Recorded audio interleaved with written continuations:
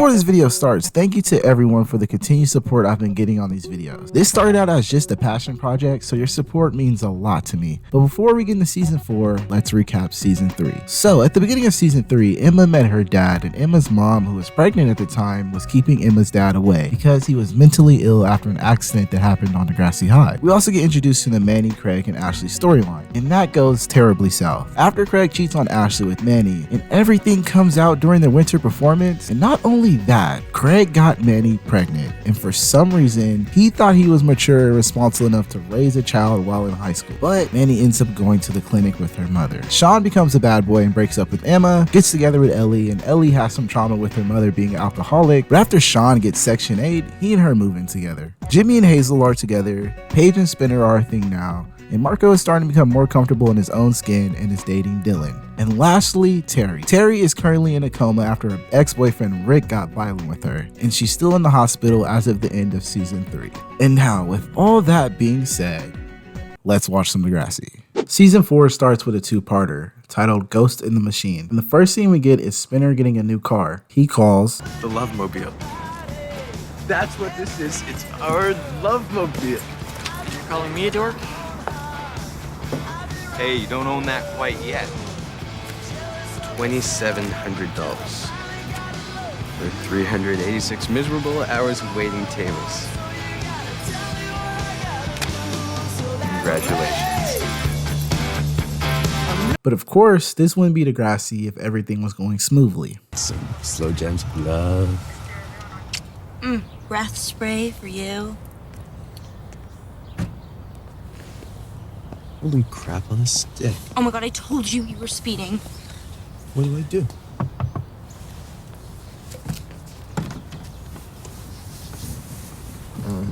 Nice day, huh, officer? Lovely. I'm looking for Paige Mitchell-Chuck at this address. Michael Chuck, I'm Paige. Notice to appear? You pressed charges in a sexual assault case in 2002? Wow. Really now? So with Spinner's new car, the first place he wants to take Paige is the drive-ins, but Paige invites a bunch of people. No, pedals, please!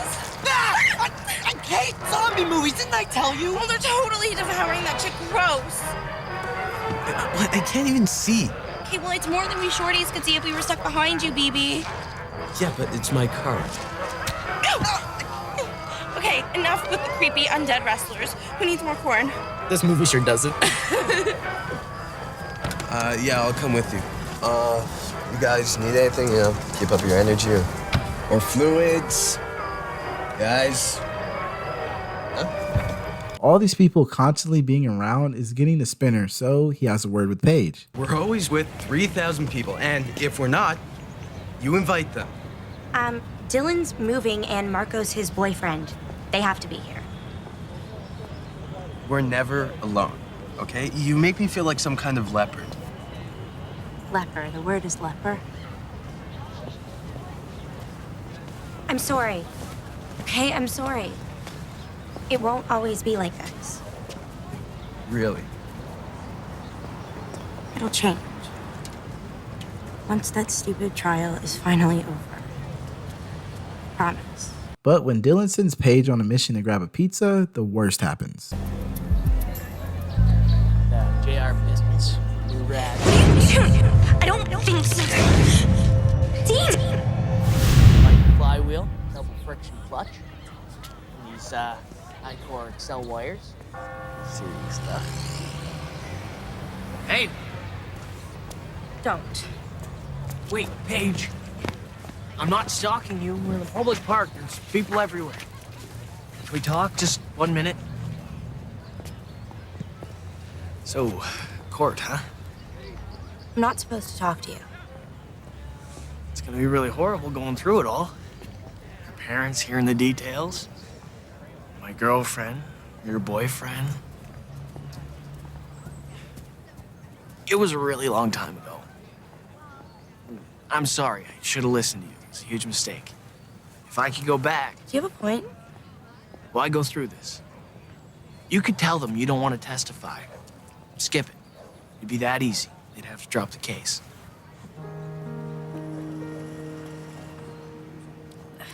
My brother's pizza. It's getting cold.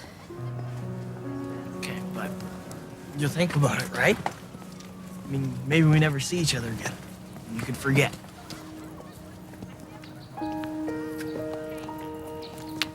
Now we're back at DEGRASSI, and oh my god, why is everybody so tall? We see the JT and Manny train is still going strong, and there's still tension between Craig and Ashley. So it turns out after that talk with Dean, Paige is having second thoughts about this trial. I'm not going. Don't really see the point. I do. Okay, then you can go. So Spinner breaks up with her. Can't do this anymore. Do what anymore? This. Us. What was that? Did he just dump me? But you don't dump Paige, so Paige gives Spinner an ultimatum. Look, it was one night almost 3 years ago. I've moved on. You know I have. Look, let's go park someplace. Tonight, okay? Just us. Guess I'd set a pretty bad example if I turned that down. Later is Craig's birthday today, and after a pre-recorded birthday message from his deceased mother, he gets another gift. 10 grand? Joey! I can't believe you did this! No, Craig, I didn't. Wait. This is from my dad's estate. He specified it as a birthday gift. I guess to tide you over till your 18th, when you get your full inheritance. Wow. Now it's time for Spinner and Paige's date, but Paige has some terrible PTSD. No! Stop! What? Hey, Stop! No! hey, come on, I breathe. said no. You're okay. I'm not. I'm not okay. Paige.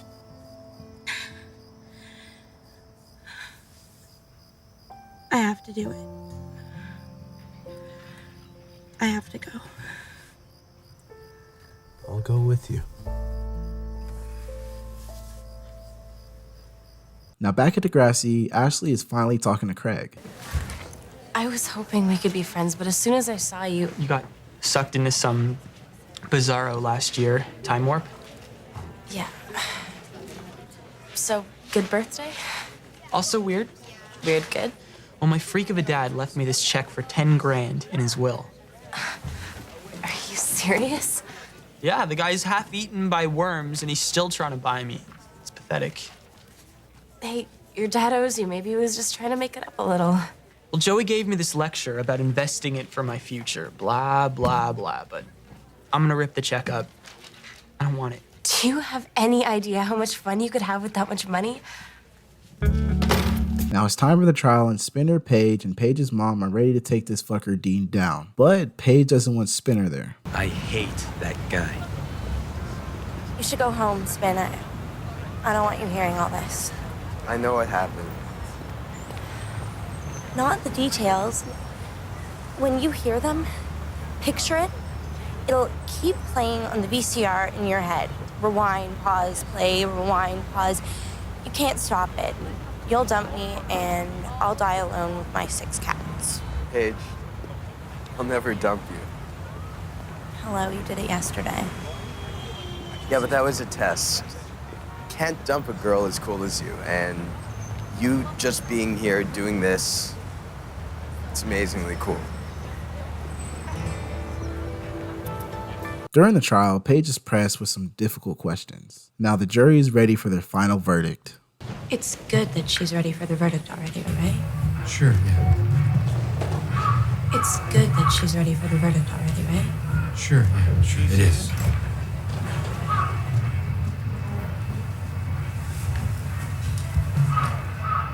Ms. Michaelchuk's testimony was extremely compelling, and I want to applaud her for having the courage and the strength for doing what she did here today. It's the kind of case that keeps me awake at night, because it's not the kind a justice in my position wants to hear.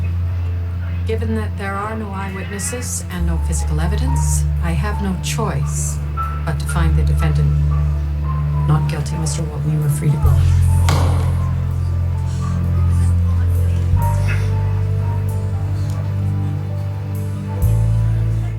After that depressing news, part 2 opens with Marco trying to console Paige on the verdict since he can relate. Look, I felt the exact same way when I got bashed. I just wanted to change my skin, just stop being. The fact that those guys never even got caught. Of course not. What a joke. Look, grade 11's your year, remember? You can't let him control you. Marco, I just lost my case 3 hours ago. Dean was found not guilty of raping me. I know. Paige, I'm sorry, okay? Just... What? You're just what, Marco?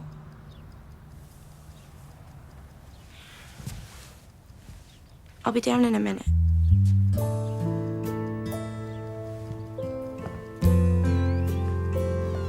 Dylan is throwing a college party and Paige is dealing with the trial in a strange manner. So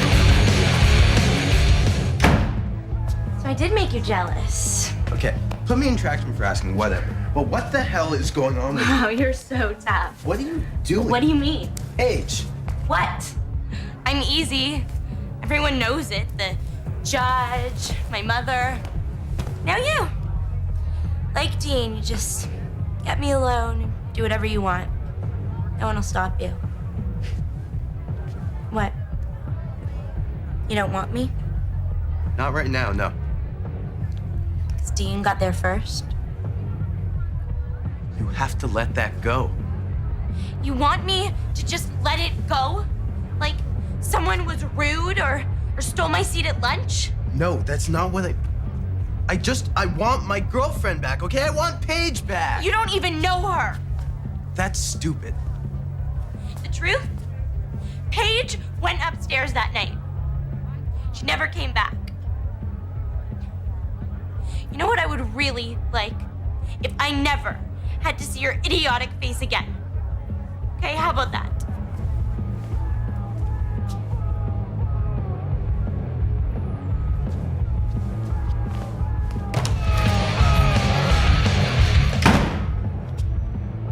At Joey's house, Craig walks in and shows off his new guitar, but Joey doesn't seem too excited.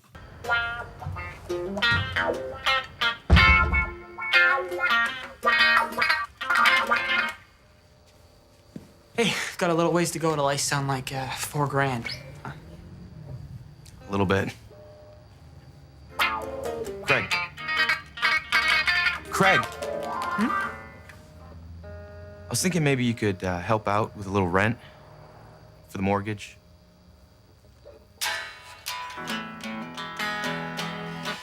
My dad's estate gives you money. Yeah, like $250 a month. I mean, that barely keeps you in pizza. You go through shoes like no one had ever seen. Craig! I heat this garage for you. I mean, with the price of hydro. Would you ask Angie this? For one thing, she's 7. I mean, she's like a bird. She didn't just buy herself a $4,000 guitar. And that's the only reason it's different. Of course. Yeah, well, I'm not so sure. Now back at the party, Paige is on a mission looking for Dean, but when she finds him, she doesn't hear what she wants. I have to talk to you. No, not now. I have something to say. Actually, everyone should hear it. Not guilty, nothing else to say. Hey, Scarecrow, more juice? You have to listen to me. Want to grab some fresh cakes? Yeah, of course. Any of you here know what your buddy is? Do you know what he does? Shut up. He is a liar. Okay, a liar and a rapist. An ex-girlfriend, you know. Inside now. Hey, want me to run the bar for you?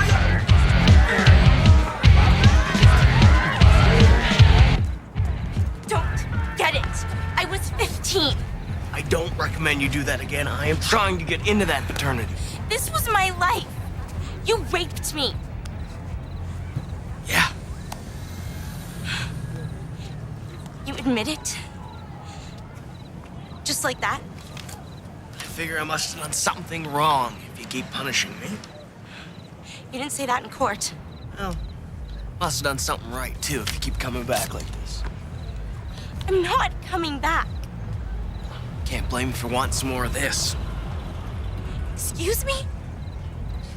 Listen, sweetheart, go home, call your sad little boyfriend, all right? You want to have fun sometime? Call me. You were good.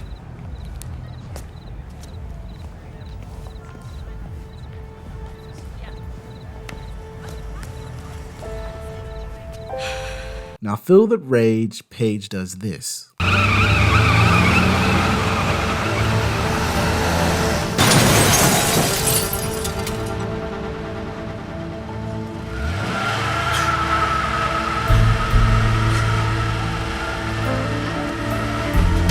Stop it! Stop! Spinner. Get out! Get out!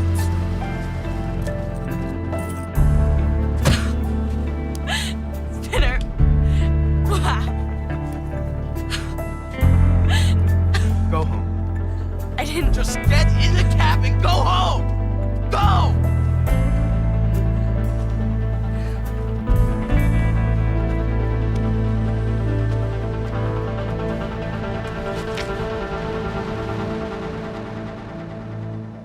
Now we get a montage of both Craig and Paige going through it. Craig moves in with Sean and Spinner's car is wrecked. Next day at DEGRASSI, Paige tries to apologize to Spinner, but the police have some questions for him. Turns out Dean called the police and gave them Spinner's license plate number.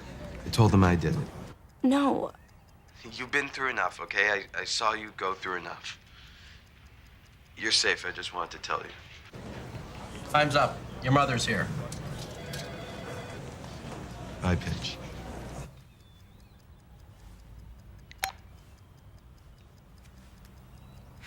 And Paige has a much needed girl boss moment. Your boyfriend is dead. I did it. You wrecked my car? You're gonna go down for that. Prove it was you. Sorry to take away your fun, but I'm about to confess. 'Cause that's what good people do when they realize they've done something wrong. That frat didn't let me in because of you and what you said. Hey, I'm not finished. I'm very finished with all of this, okay? But especially with you. It's over, Dean. I've got something to do. Something more important.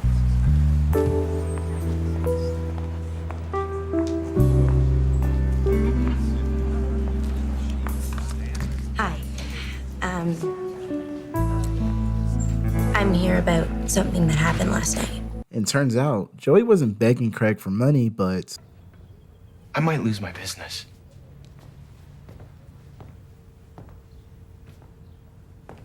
What? I didn't want to tell you. I didn't want you to worry. Well, you should have said something. I'm trying to be the dad here. And instead, like an idiot, I hit you up for cash. It's wrong. So you asked me this stupid rent thing instead. I know. But my line of credit is shot. My bills, they're huge. Look, I'll give you the money, Joey. I'll take my guitar back and you can have it all. No, I can't do that. Well, you have to let me do something.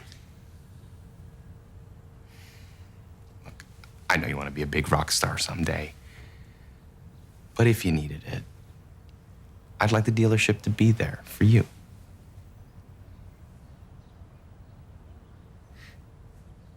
Paige apologizes to Spinner for what happened and invites him to a drive-in movie to make up for what happened. But of course, they gotta fix the car before they go. Wrench. Episode 3 opens up with Marco taking pictures to give to his mom, but when Dylan gets in the last one, he cuts it out before he gives it to his mom. And Dylan is tired of hiding. I'm your boyfriend, Marco. I know. Yeah, well, you're the only one in your family that does. Babe, I'll call you later.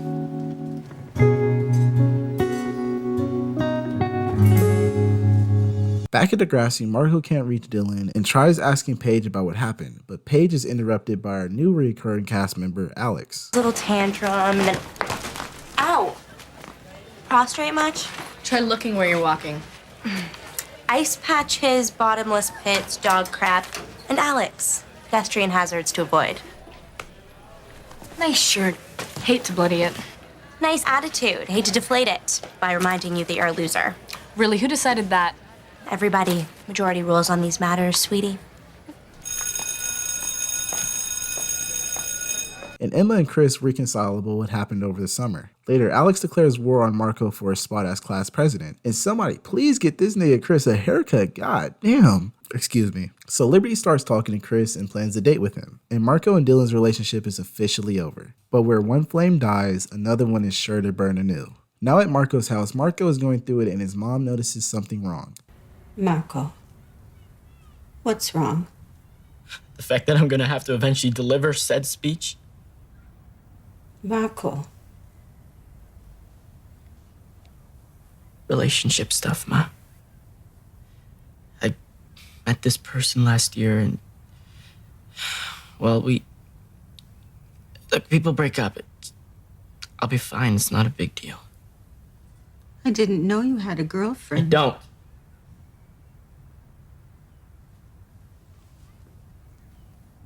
So it was Dylan. What?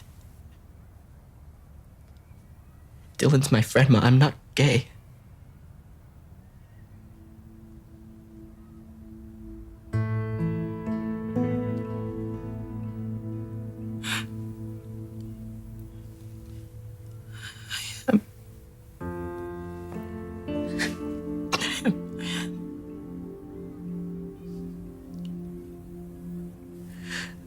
I'm gay.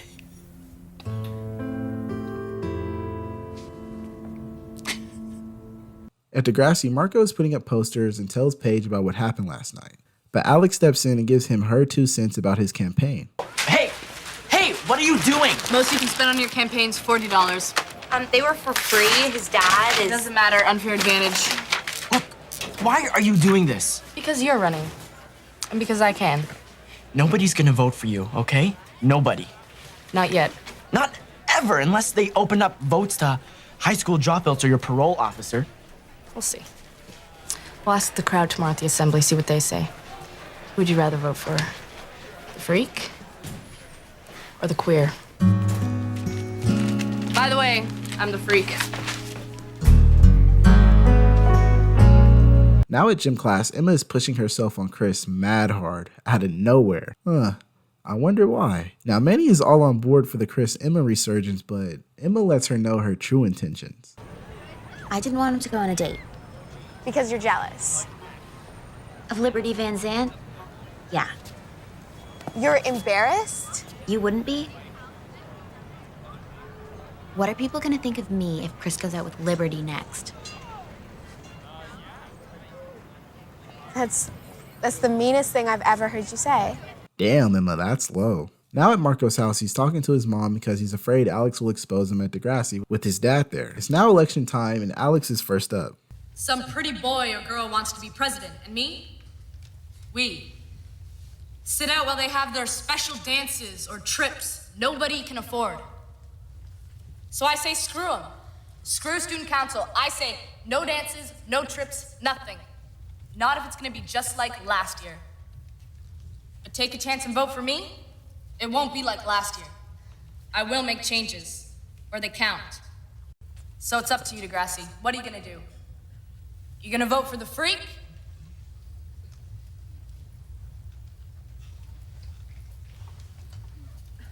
Or the pretty boy? Pretty boy!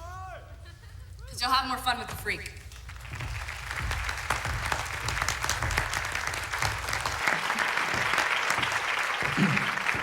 Thank you, Alex. Up next is Marco Del Rosso.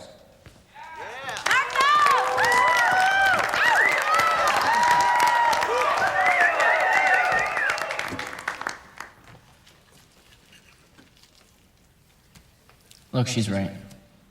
No, Alex is right. The school split. But where she's wrong? Look, come on, it's not the president's job to remind us that we're freaks. I mean, I'd do that fine all by myself. Queer. Mr. Hogarth, I'll see you after in my office. Marco! Hey. Queer? Sure. Odd? Why not? Strange? You bet. I love this school. And I promise if you vote for me, I will bring DEGRASSI together in freakish harmony for the first time. For real. Thank you.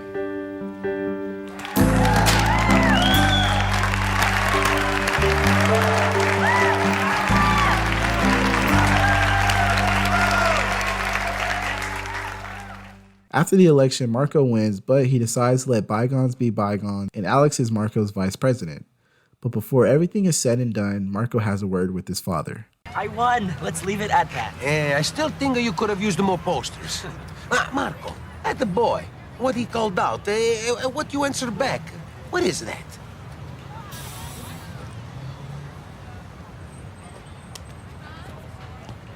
Dirty politics. I mean, I guess queer was the worst thing he thought he could call me, you know? Still, you make me and your mama very proud of you today. Very proud. Didn't he, Dylan? He won, Mrs. Arasi, and I think that's great.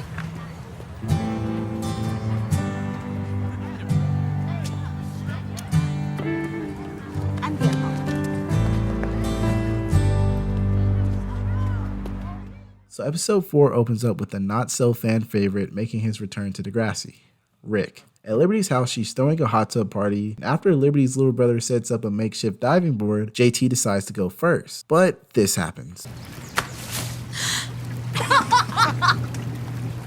Look, it's a stack of dimes! Now at DEGRASSI, Rick is walking around like nothing happened, but nobody respects him. JT and Manny talk about what happened at the hot tub party, but Manny is definitely still interested in Craig, and he couldn't make it any more obvious. Now in gym class, JT tries to talk to Craig about what happened, but he can't help himself and his eyes start to wander. Down, and it's... I mean, around. Sometimes you hang around, and it's just not... What are you looking at? What are you talking about? What do you mean, what am I talking about? You were checking out my... No, I wasn't. That's not... What? No, Spare. I wasn't. It's the lie. That's a horrible lie.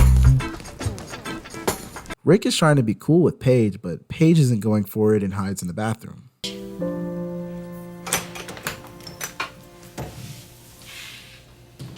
If you tell anyone about this, I won't, honest. there is a psycho in our school, Emma, and no one is doing a damn thing about it. Well, we will. Together.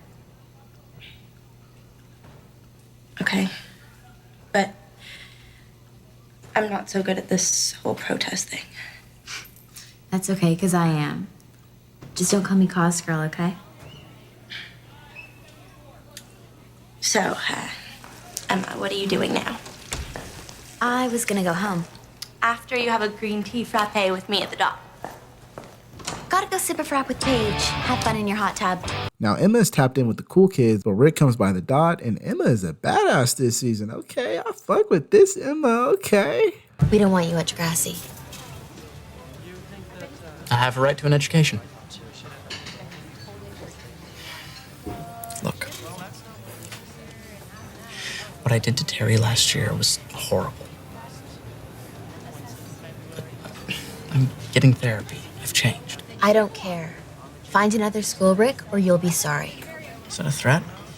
As Mr. Radich warned you, you can't touch me. Yeah, maybe not at DEGRASSI.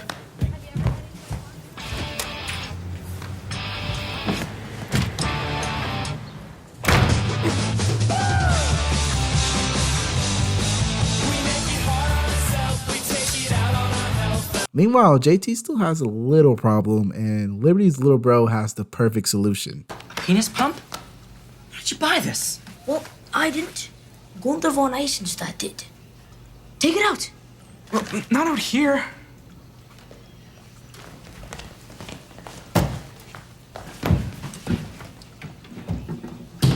The guy said it'll turn your garter snake into an anaconda. I am not putting my thing in there. It's a snake. Snakes bite. Don't be stupid. It's decoration. Let's see how this thing works.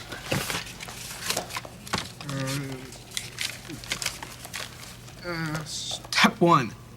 Insert member into tub. Tub? You don't have a tub? They mean tube.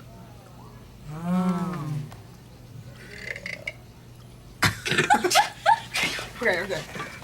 Step 2. Use hand pop to make fine suction? Who wrote this? Forget the instructions. Your wang goes in the tube, then you pump. Okay, I got it.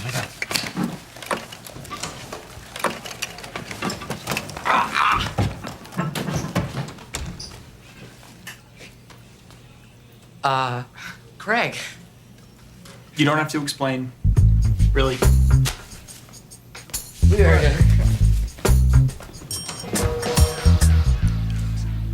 Rick continues getting bullied, and as the day goes on, it gets worse and worse and even more worse. Meanwhile, JT invites Manny over his place after he fixes his size issue. Rick tries everything to get the bullying to stop and even goes as far as this. It's to give you this. Let's check. Can't take your money, Rick. The whole ribbon campaign is about you. $500? $554 and 16 cents to be exact. I donate more, but it's all I have. You can't buy forgiveness, Rick. It's an anonymous donation. No one needs to know but you. Too late. Nobody wants your guilt money. Alex, listen to me. Or what, freak? Are you gonna put me in a coma too?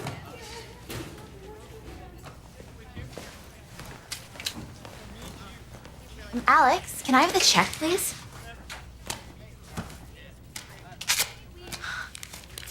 Nice. Real nice, Alex. Maybe if you cared about the cause. What do you know about it? You ever ice your mom's lip? Bandage her up? Lay awake at night listening to her cry? Didn't think so. Now at JT's place, it's time for the magic to happen, and JT is quite nervous. Entree.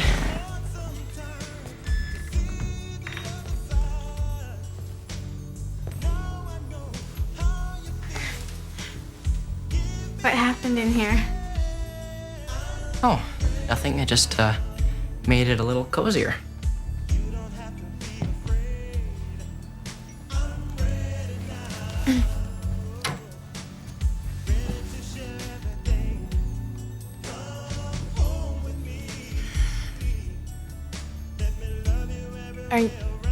Are you nervous? No, not at all.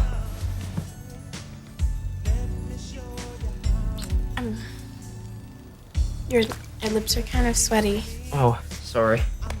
I guess I am kind of nervous.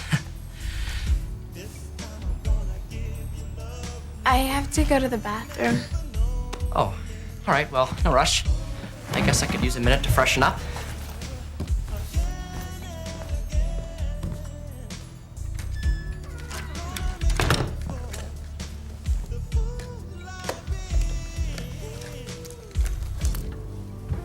Suck it up. You can do this.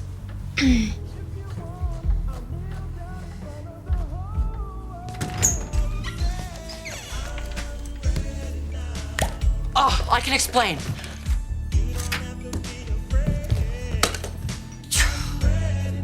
Now at the dot, Rick shows up again and tries to be cordial, but of course, that's not happening.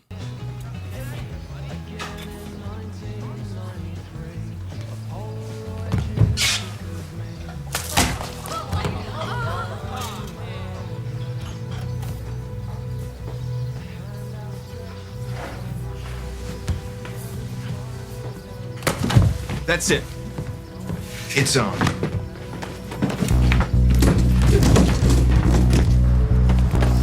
Let him go! You started this cause, girl. Let's go. What are you gonna do? Hurt me? One, violence is never the answer. Two, we don't care.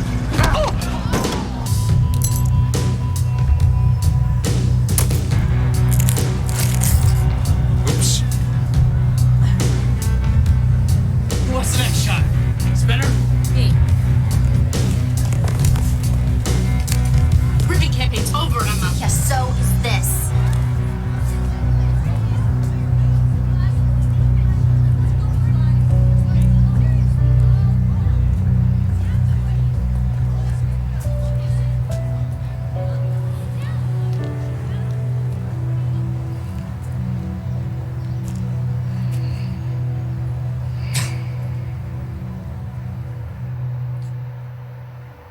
And after all that seriousness, JT tries to explain himself. I was just trying to live up to Craig.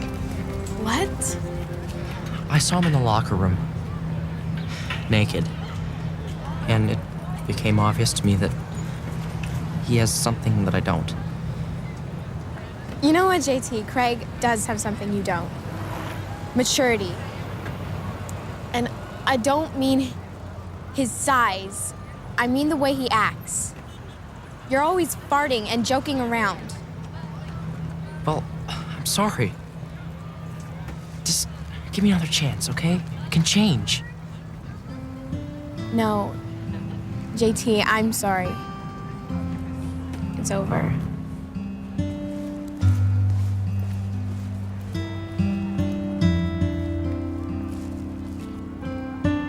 Now that Emma defended Rick, everyone hates Emma, but has an important question for Rick. Things got out of hand and I stopped it. It doesn't mean I like you, and it doesn't mean we're friends. But, Rick, why did you come back here? I like it at DeGrassi. Well, I used to. That was horrible. I've changed. All those people who hate me, I want to let them see who I really am. Show them how wrong they are. Well, they're not interested, Rick. They will be. Someday. Episode 5 opens with Sean asking Ellie an important question. You know, you're welcome here. Let's see if I'm even allowed back. But I meant to stay. Yeah. As in move in? Meanwhile at DeGrassi, Manny is hosting a car wash so the cheer team can get new uniforms. Hey, you want to earn some major points by helping with Paige's Spirit Squad car wash? Paige sort of owes me the major points these days. Okay, so why not earn major points with me then? Paige is off sick with the flu. Yeah, I know. So I'm in charge, and honestly, I need help. We need to earn a lot of money to get those new uniforms. So you think it would help if I wash cars in my wet t-shirt? No, I want you to play with your band, you idiot. No, you guys would attract so much attention. Yeah, but the Squatch isn't my band. You'd have to ask... Craig. Yeah, that'd be just a bit awkward. Please, please, please, please, with ketchup and gravy and BQ chugs on top. Gravy. Yeah, I'll see what I can do. Okay, thanks. And Sean is still persistent on Ellie with the big question. He's in the Middle East, Sean. If the call came in he was hurt or worse, my mom would... Would what? You'd crack open a third bottle for the evening? We can do dinners, okay? Maybe watch some crappy TV, but after that... Let me make it simple. Move in. With someone who loves you.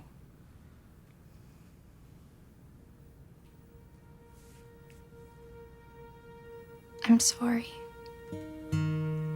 She needs me. Turns out today is the open house and Ellie's mom is being a jackass. Ellie must love your class. All her classes. She spends almost every night at her boyfriend's doing homework. Well, media immersion is very intense. The course is centered on... Media? Computers? Yeah, I get it. Tell me, do you sign every project in pairs? Well, no. In fact, most of the work is... Thought so. Oh, thanks very much, Mr. Stanton. It's Simpson. Like the cartoon. That's priceless. Let's go. Now it's time for her to meet Ellie's boyfriend, and what can go wrong? Oh, wait, isn't that your boyfriend? It's okay, I'll call him later. Sean, isn't it? I was hoping to see you. It's nice to see you too, Mrs. Nash. Your parents? They're not here to see this fine automotive display? I'm alone. I live alone. Not lately. Mom. Midnight study sessions, dawn tutorials. Sometimes I can't remember what Ellie looks like. Mom, let's go. Look, I care about her, okay? Not okay. It's time for band rehearsal, and Spinner's got the gang again. We need to play smaller gigs to stoke us up to smoking hot. Spinner has a point. Who asked you? I mean, yeah, what she said. Sorry.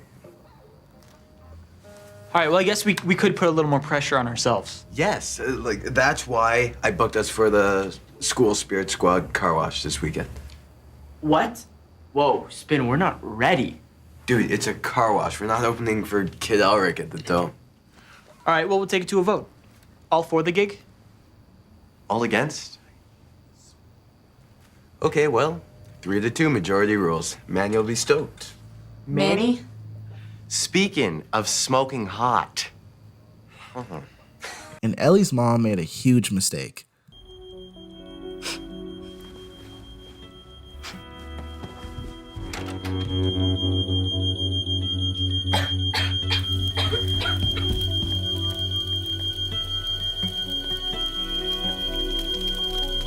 Mom!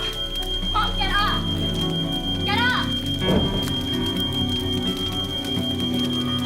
Mom, get up!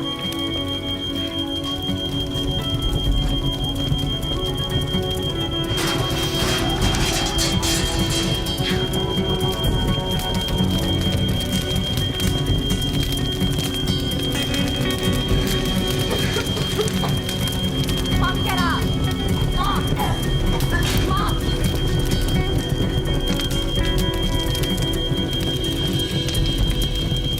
After this, Ellie officially moves in with Sean.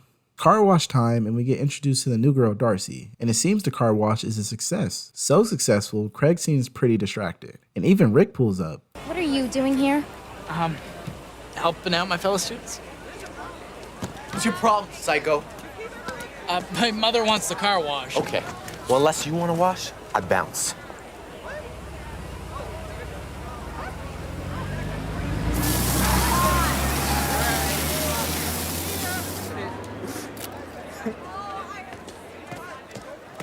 Hey, I never knew what a great drummer you were before. Yeah, I guess it's kind of hard to see me behind the lead singer sometimes. Well, not today. Congratulations. Thanks for coming out.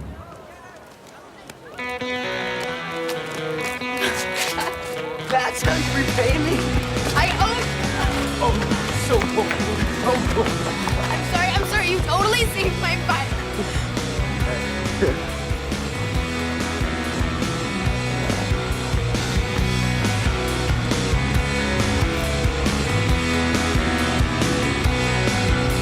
After all that car washing, it's time for a party. Until... dun dun dun. What is this? Mom? Housewarming. I went to Ashley's, and her mom told me you haven't been staying there. You've been staying here the whole time, haven't you? Haven't you? Cab's waiting. Let's go. Let's go now. Let's go now! Mrs. Nash, it's better if Ellie stays here. You don't come near me. Don't come near my daughter.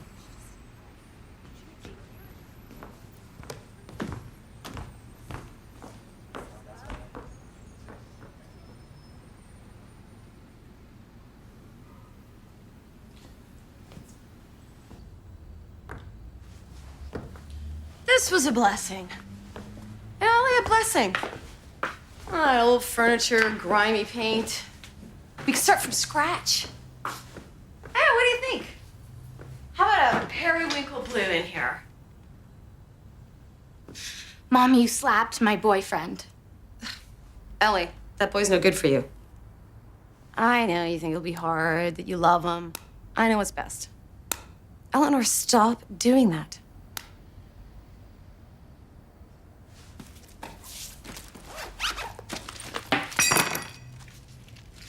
Pick one, Mom. Knife, razor. What are you doing? What is this? What's best for me, Mom? Because if I stay here, I'm gonna do it again. You're making me do it again. Ellie. This is what it costs. Your drinking made me cut myself. No, baby. Oh, I can't. You need to understand. No, you have to understand.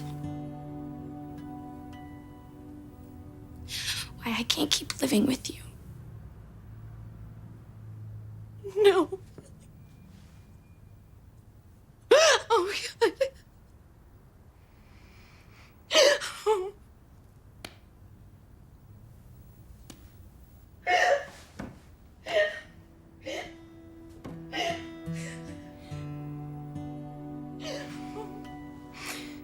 At the dot, there's some tension between Spinner and Manny, and Ellie gets Sean a weasel. Episode 6 opens with Paige starting a job at the dot, and I don't think this girl has ever worked a job in her life. Spinner and Manny seem to be getting close. Toby and Rick decide to team up for the upcoming trivia tournament, and Paige finally finds a job, but there's a catch. And Toby and Rick make a bet.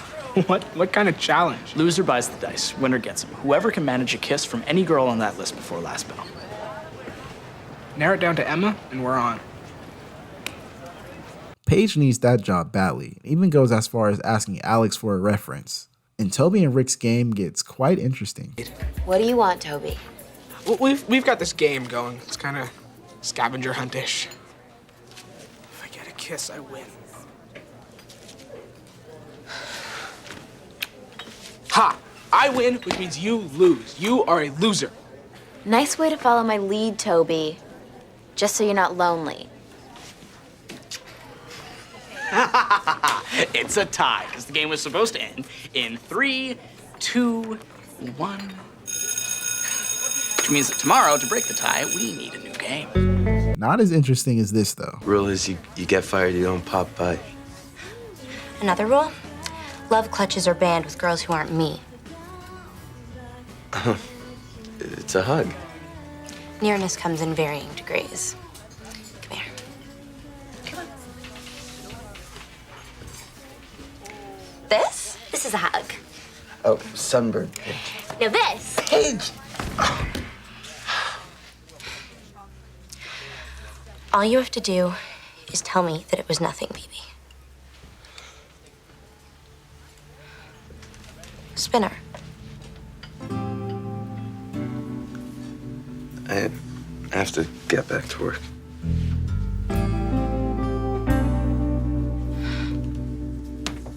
So Toby is blowing Rick out of the water with this kiss game, and Spinner gives Paige some flowers as an apology, and she gets a call. I don't know who this is. Hello? Hi? Mary? Yeah, I'm still into the job. Meanwhile, this man Toby is on a mission. I think I'm decent looking. 2, I'll give $5 or something. I don't. Look at all the pretty people surrounding you. They're stuck like glue to you. And look at all the pretty faces you only think can take you places. When will you realize they pulled the wool over your eyes? It's hard to see, tangled in your misery. You passed the test, we know you're the one. And eventually he feels so bad for him, he pays the new girl Darcy to kiss him, but this happens. Where'd you get your glasses? The optometrist? I like them. My friend and me, we have this game going. Anything I can do to help you win? A kiss. It doesn't have to be in the lips. It doesn't even have to be in the...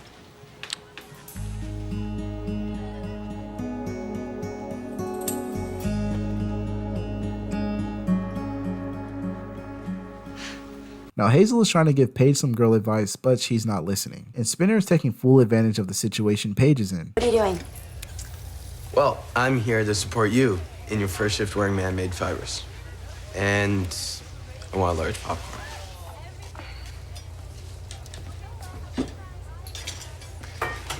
Only, could you stop halfway for butter?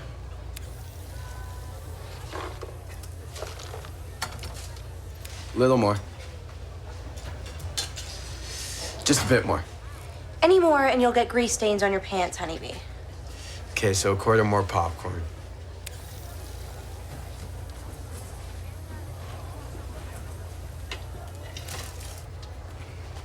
And a smidgen more butter. Good girl. It's nice. No. It's good training.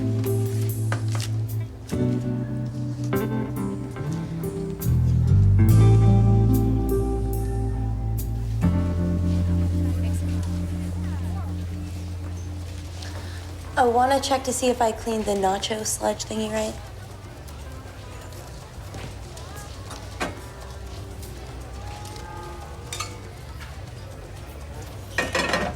The fact that you, Paige, did it at all is amazing.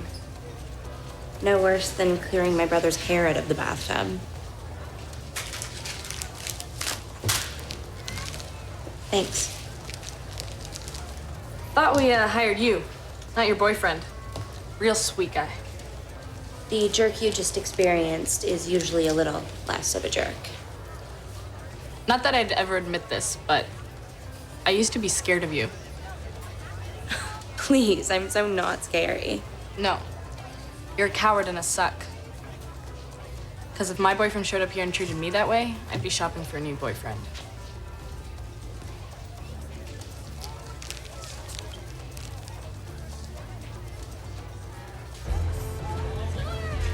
That movie was surreal. It wasn't surreal. If it were surreal, Kovac would have been played by, like, a goat.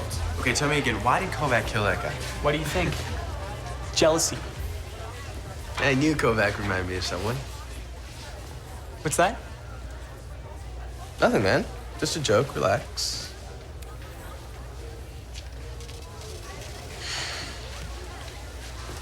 Spin, come on, leave Paige alone. She's so suffered enough.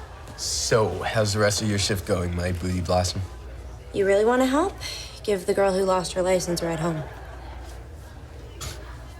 You don't get off work for another 2 hours.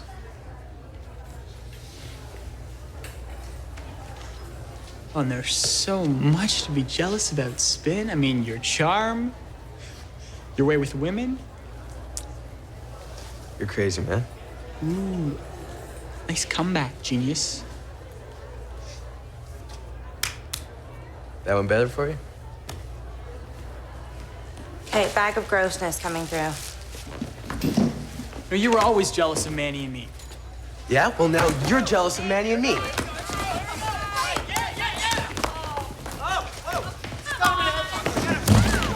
Guys, stop it! Get off of each other! I work here! Go! I've called security. Are you gonna wait for them to arrive, or? I told them to leave. Hand in your uniform. No, Mary. You're fired. Back at DEGRASSI, Alex gets Paige her job back, and Spinner tries to apologize to Paige, but... I'm sorry. Okay.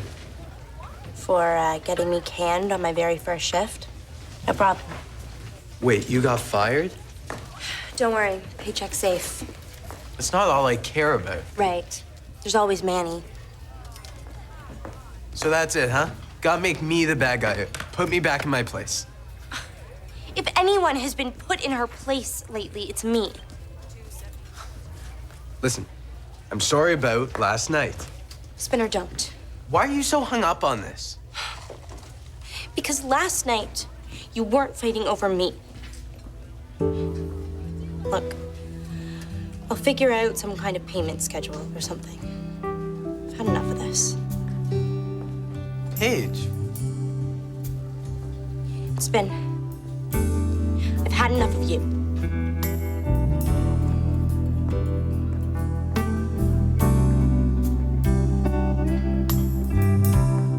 So episode 7 is a two-parter titled Time Stands Still and opens with Rick having some confidence. Hi, Spinner. Hi. New haircut? Yes, it is. New chapeau? Is that? Oh, man, this is nice. Oh, Hey, this is nice. So soft. Where'd you get it? I know where you could find it. oh, man. You know what? I'll help you.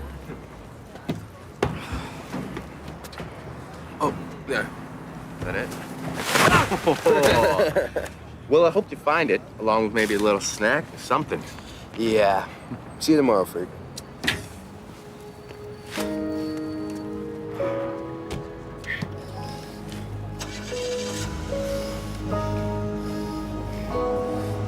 But this time, Rick fights back. And of course, in the hallway, he runs into Jimmy. Oh.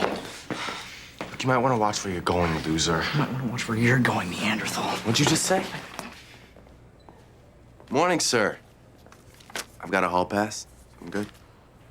Quick, world's 3 longest rivers in order. Okay, the Nile, Amazon, and the Yangtze. Most NBA championships? Boston Celtics. Why? Okay, well, we got geography and sports covered. Rick, meet your new teammate. What? Heather Sinclair just came down with mono. Her loss is Jimmy's gain. Welcome to Wacky Brain.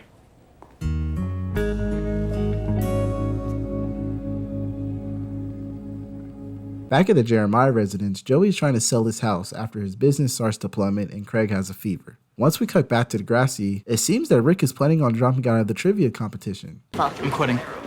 Rick, the finals are tomorrow. We have a new teammate, Jimmy Brooks, AKA my daily tormentor. I told you, man, just go to Simpson. Just ask him for a rethink on his decision. If Jimmy's booted now, he'll know it was me. Jimmy and them, they don't like you because they don't know you. So, you came back to DEGRASSI to show you changed, right? So work with Jimmy on the team. Show him you're not the guy he thinks you are. Think they want to know who I am? They want to torture me.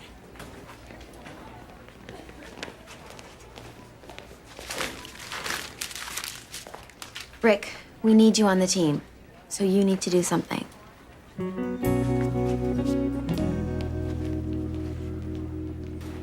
And turns out, Rick not only tagged Spinner's car, but Jay's too, and they're out for revenge. And at the Jeremiah residence, Sydney stops by, but Joey doesn't have time for this. And Jimmy starts sticking up for Rick. Now at Rick's house, his mom is getting him fitted for the big performance, and apparently, he's been giving his mom some misinformation. Oh, hey, Toby. Are you as excited as Ricky? The lights, the cameras, the thrill of performance? Ricky tells me that you and your new friends... Jimmy and Emma. That you all have become practically inseparable at school. Jimmy? And to think that I wanted you to transfer to another school. You worry too much, Mother. Pretty soon, Toby and I will be running that place. Yeah. We're the coolest. And Craig trips on Joey. Scratch that. Sicker. I gotta get this place ready for the open house, so the dealership's gonna have to stay closed today. So you're here all day? Well, I might step out briefly. When I get back, I don't want to find Tessa Campanelli sitting on my front doorstep, okay? You shouldn't have called Sydney. How pathetic did you make me sound, huh? Did you tell her we were burning furniture for heat? Sleeping on sewer grates? Eating at a... What are you doing? I'm going to school. Not so badly I don't want to be around you lately. Excuse me? Look, sorry if I'm the only one that actually cares about this place. Joey, you'd sell it for beads. Sydney won't.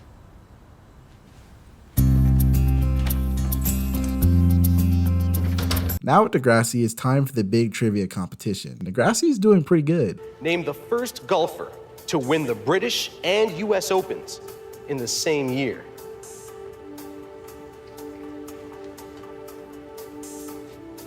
Anyone?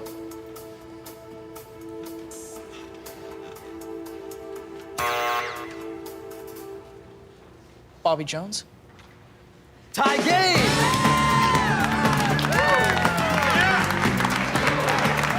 A short break. When we come back, the final lightning round. Don't go anywhere.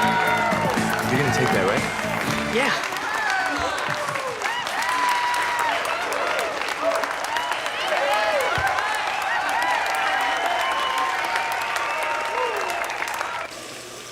So let me ask you a question.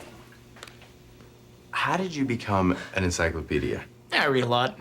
And a lot of time to myself. I thought sports was your territory. Yeah, I had a little brain cramp. And anyways, golf is not a sport. I swear that's what she did. Hey, man. That was so sweet. I mean, you're a know-it-all trivia machine.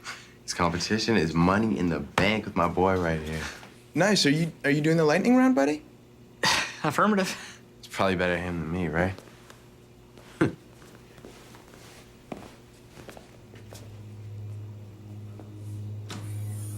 We're cool, man.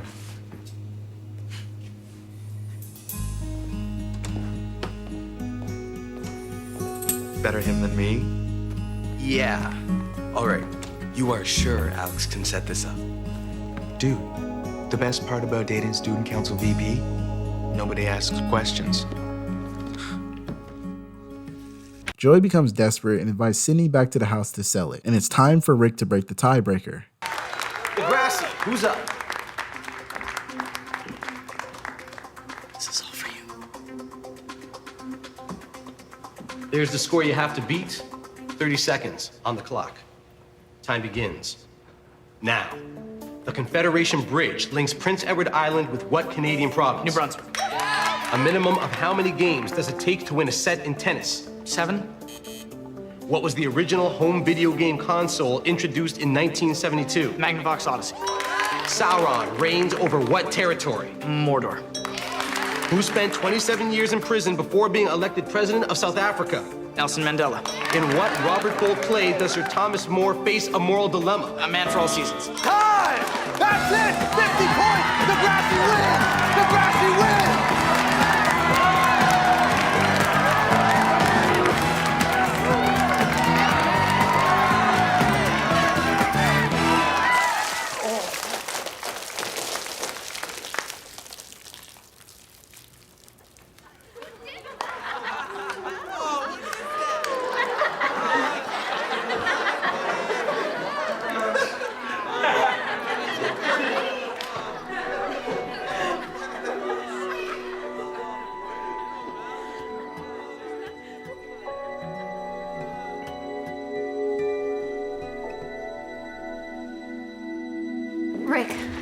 Rick, what happened? It only makes the people who did it look totally juvenile.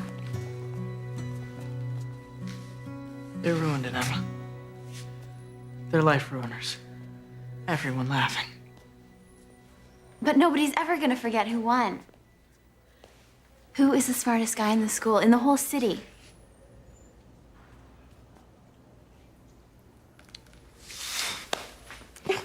Rick! What are you doing? Let go. I thought you loved me. I felt sorry for you. I pitied you. Get a clue.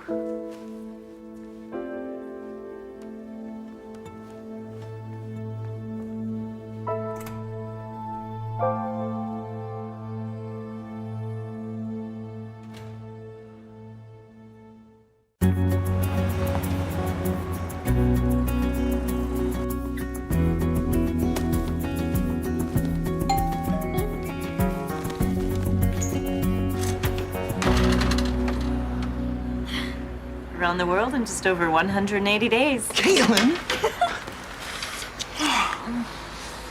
I'm on emergency hiatus from the AIDS piece. Turmoil in Haiti. So I took the first flight home. Why is Sydney's name on your lawn?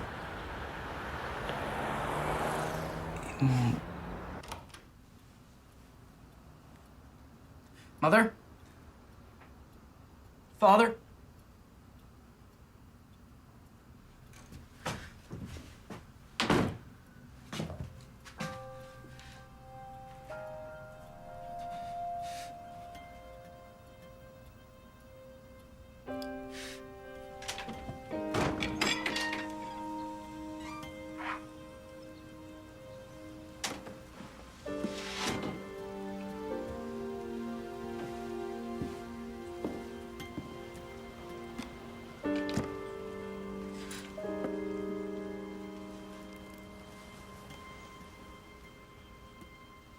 Episode 8 opens up with Rick coming back to school. Now, Jimmy and Spinner are playing basketball, and Spinner thinks the joke was hilarious. And it's lunchtime now.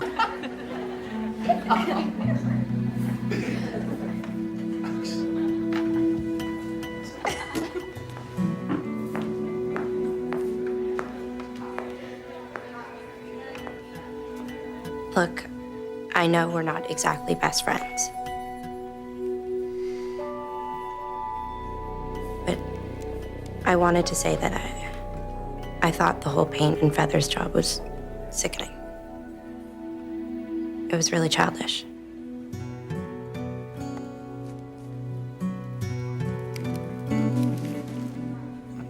I'm sorry for hurting Terry.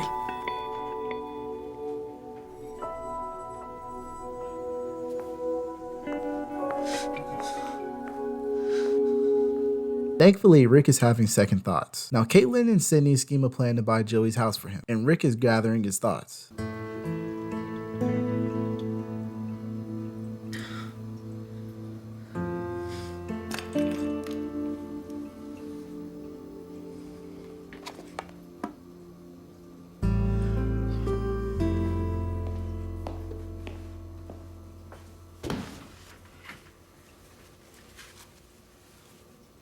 Hey, Jay, listen. Radich knows, man.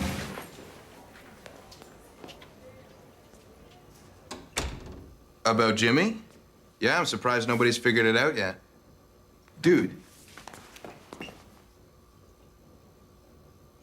Jimmy set the whole thing up perfectly. The way he got all those easy sports questions wrong. Yeah, and made sure Psycho Boy was all alone in the final round. Never would have happened without a man on the inside.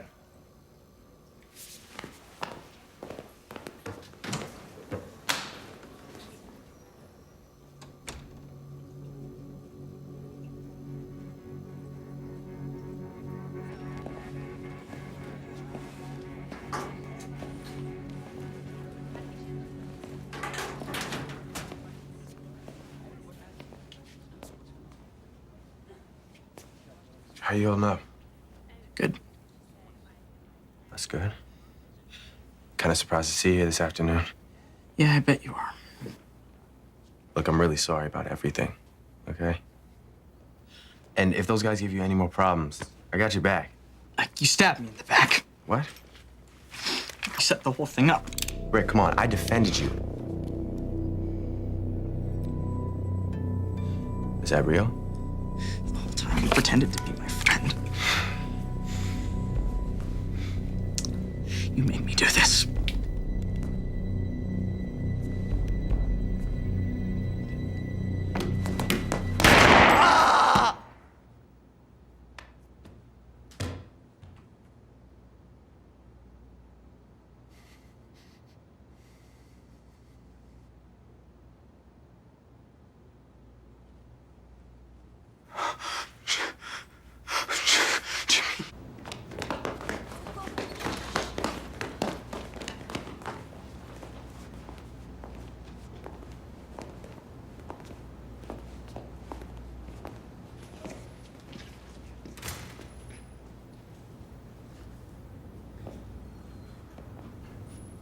Hi, Emma. Sorry I kissed you. He's got a gun, okay? Let's go. Don't turn away from me!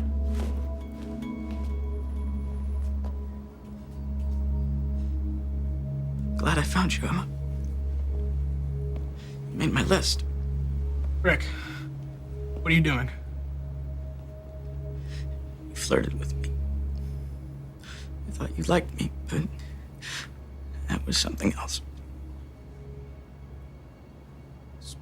Just put the gun down, okay? Anything else is just gonna make your life worse. It can't get any worse. Believe me, it can. I know. We'll figure it all out, okay?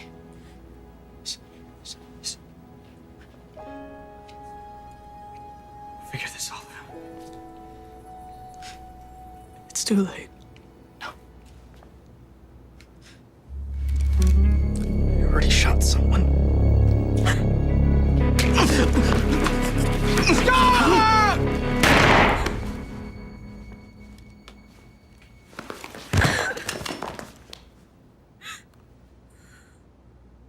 Now, police are littered everywhere at DeGrassi, and Joey confronts Caitlin about buying his house, but is quickly interrupted. Joey, can't you put your male pride aside for 1 second? This is about me raising my own family and running my own business. Caleb Ryan. Oh my God. I'm on my way. We have to get to DeGrassi now. Back at DeGrassi, tempers are high and everyone's on edge. Toby, why do you think he did this? I'm supposed to know? Look, the guy's a psycho, okay? He's a total psycho. Was he bullied or teased? Always. Every day. Just constantly. And what did your friend do when someone would... Look, he's not my friend. He's a psycho, and he's not my friend. I'll give you some time. I'll be back in a few minutes. You needed help, Emma. Pointed the gun right at me. Honey. Archie? No, I am busy here, if you hadn't noticed. I'm sorry. They want to know if you can get into Rick's email to look for signs. Warning signs. Of course. Now the groundbreaking 2020 hindsight policy kicks into gear.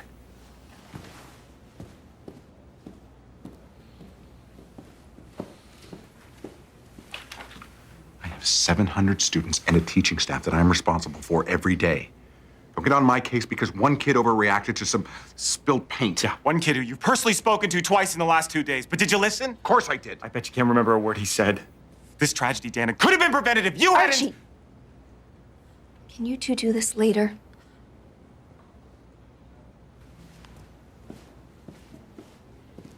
Emma, they're going to want to speak to all of the witnesses. I'm sorry.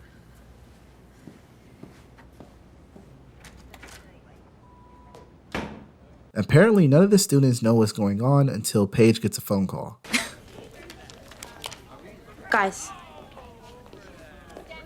my mom heard there was a shooting.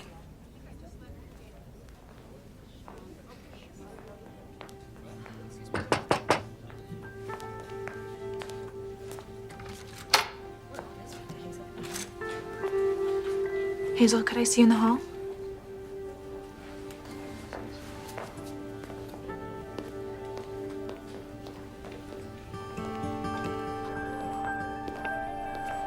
Hazel. It's about Jimmy. No. He was shot. No. He's on his way to the hospital. No. No. Finally, the students get to leave, but not until Jay has a word with Spinner. He's my best friend. Either outcome, I would say he was your best friend. We might have killed him. We didn't do anything. We did. Come on, you two. Everyone's dealing with what happened at DeGrassi differently. There's a candlelight, Spinner is upset for what happened, Jimmy is still in the hospital, and this is one, if not the craziest episode of this show yet. So episode 9 opens with Sean being on the front page of this morning's newspaper and interviewed for his heroics. If I could just talk to you for 2 minutes on camera. Come on, Sean. Your boyfriend's a hero. All I want to know is what it feels like. Throughout school, everyone's dealing with what happened differently. Toby being so close to Rick before everything happened, he feels more personally inclined. Back in the gymnasium, Sean, Paige, Marco, and Hazel are doing exercises with the school guidance counselor, but Sean is reluctant. I am Sean Cameron. I want some chocolate milk, and I need this stupidity to be over. Fine. No mask. But I'd still like to hear from you. I was faced with this situation. I dealt with it. End of story. It's perfectly normal for those who witness violence to have feelings of guilt, Sean. Guilt? I stopped Rick from killing people. I sleep like a baby. But someone did die, Sean. Rick. Luck of the draw.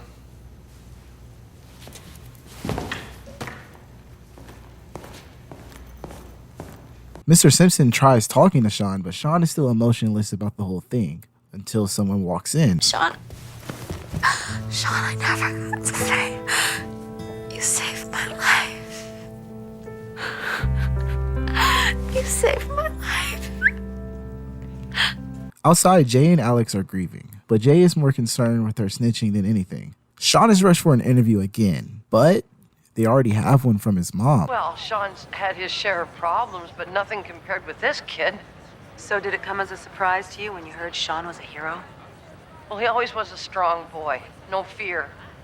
And that used to get him into trouble all the time. But it sounds like it saved him his life this time. It saved a lot of lives. Yeah, I'm sorry, I just can't stop thinking, what if that kid had shot my Sean? What if I never got to see my baby again? Oh, God. I miss him. I love him so much. After that heartwarming message, Sean destroys the monitor and storms off in Jay's car. And his destination? Sega Beach. Home. Cut back to Toby, and he's catching up with JT and Danny, who don't want anything to do with him. I was there, JT. So what do you want me to say? Okay, I'm sorry. I'm sorry that you became friends with a psycho. You knew what Rick was like. I didn't know he was gonna bring a gun to school. Really? Sean is now home in the city of Wasaga Beach, and after that 2-hour drive, he's still pissed off and storms off into his mom's trailer. Hold your horses, I'm coming. All right. Sean, I heard what happened. Yeah, I know. That was quite the performance. Oh, I miss my baby. What if I never get to see him again? Oh, I love him. Boo-hoo. Oh, Sean. Next interview, try telling them the truth.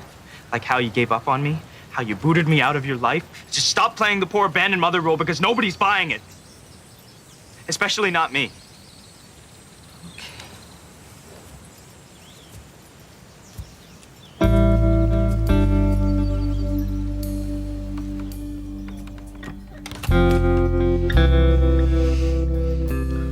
After another heartwarming conversation, the gang is playing on the beach in the sand, but Sean sees a familiar face. Who you checking out? All I see is some guy. It's Tyler Bishop. He's the kid you deafened. In one ear. Idiot jumped me. Thought he was tough. I was tougher. So he got half deaf? Well, you got sent to Toronto? To tracker, to student welfare? You ask me, I'd say this guy owes you. Back at DEGRASSI, Toby is still grieving over what happened and visits Jimmy's locker. Manny stops by and consoles him. I didn't know Jimmy had so many friends. Jody Matenko, Heather Sinclair.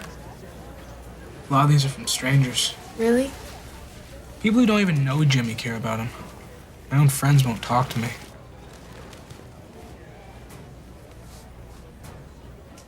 Back at the beach, Sean confronts Tyler, and Tyler has some words for him. So, what's it gonna cost to rent one of these things? You know. One of these things. Never thought you'd be stupid enough to come back! You're coming! Stop it! Stop it! Okay? Papers think you're some kind of hero. Wrestling gunslingers. Didn't know you could read. Saw your picture. Recognize the eyebrows. Pissed? Go on. Sucker punch me in the other ear and flee town. That's your move, isn't it? Let's go. Or do you kill and run these days? Because the kid died this time. Didn't he, hero? Hero? Huh? $60, 60 minutes. Free for you, trailer park boy. Wouldn't want to take your lunch money. Again.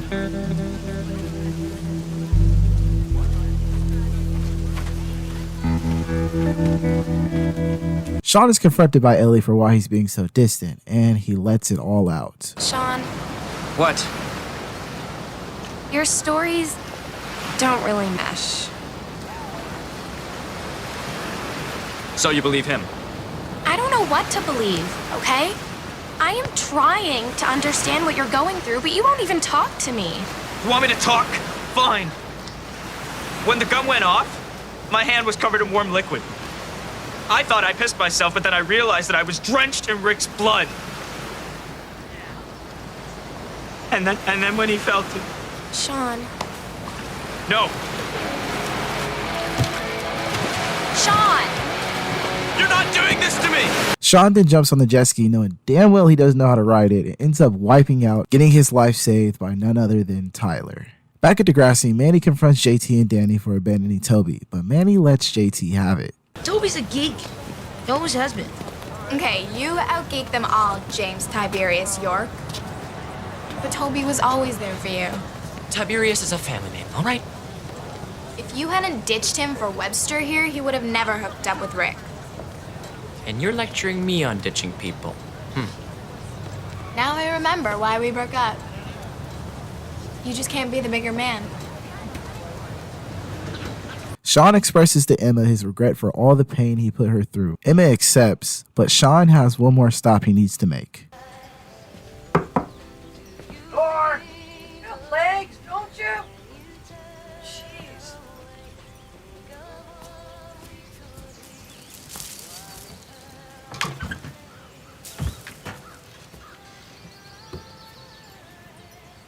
So, how long till the cops get here? No, Sean, wait, don't, please. Just ignore him. He didn't mean it. I'm here with friends, Dad. That's all. It's been over 4 years. No calls, no nothing. Now here you are. Expect us to believe it's just for kicks? What I said to that reporter lady, it wasn't lies. I can't cry on cue, Sean. I mean, we've made a lot of mistakes, but sending you to Toronto, that was the best thing we ever did. How else was I gonna keep you out of jail? I know. So, why are you back? That kid at school. He was gonna shoot my friend. So I grabbed the gun. And it went off. I think I might have. Oh God. I might have killed him. I might have killed him.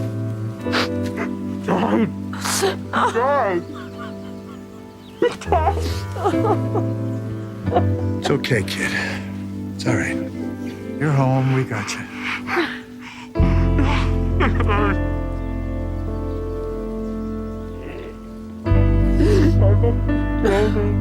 It's all right. Now it's time for Rick's memorial service, and Toby's accompanied with Manny. Rick's mom comes and hugs Toby with a surprise guest from JT. Sean then has one last thing he needs to get off his chest. I told them everything. Let's get you out of here.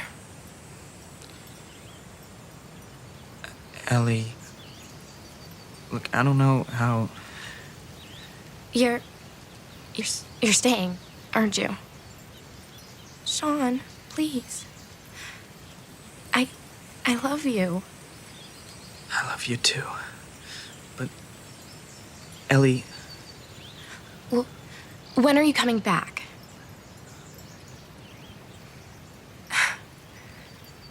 Yo, Cameron, get in the car. Staying.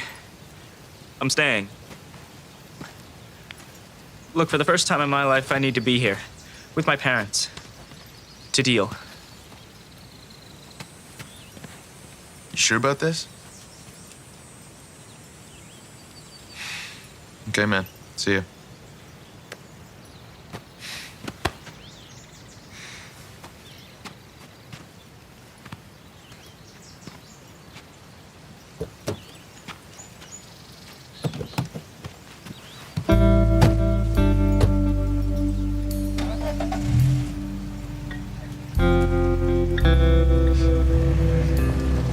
Episode 10 opens with Craig and the gang practicing for their big recording session. Paige is being Paige. Ew, okay, there is gum on this chair. Excuse me, Mr. Simpson, but gum on chairs is disgusting and illegal.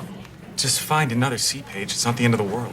Hazel then recommends Paige try out yoga, as that's what's been helping her cope after losing Jimmy. But Paige gets second thoughts after she sees the teacher. Mr. O teaches yoga. What was I thinking? I love yoga. Finally, we get our first look at Jimmy after the situation, and he looks great.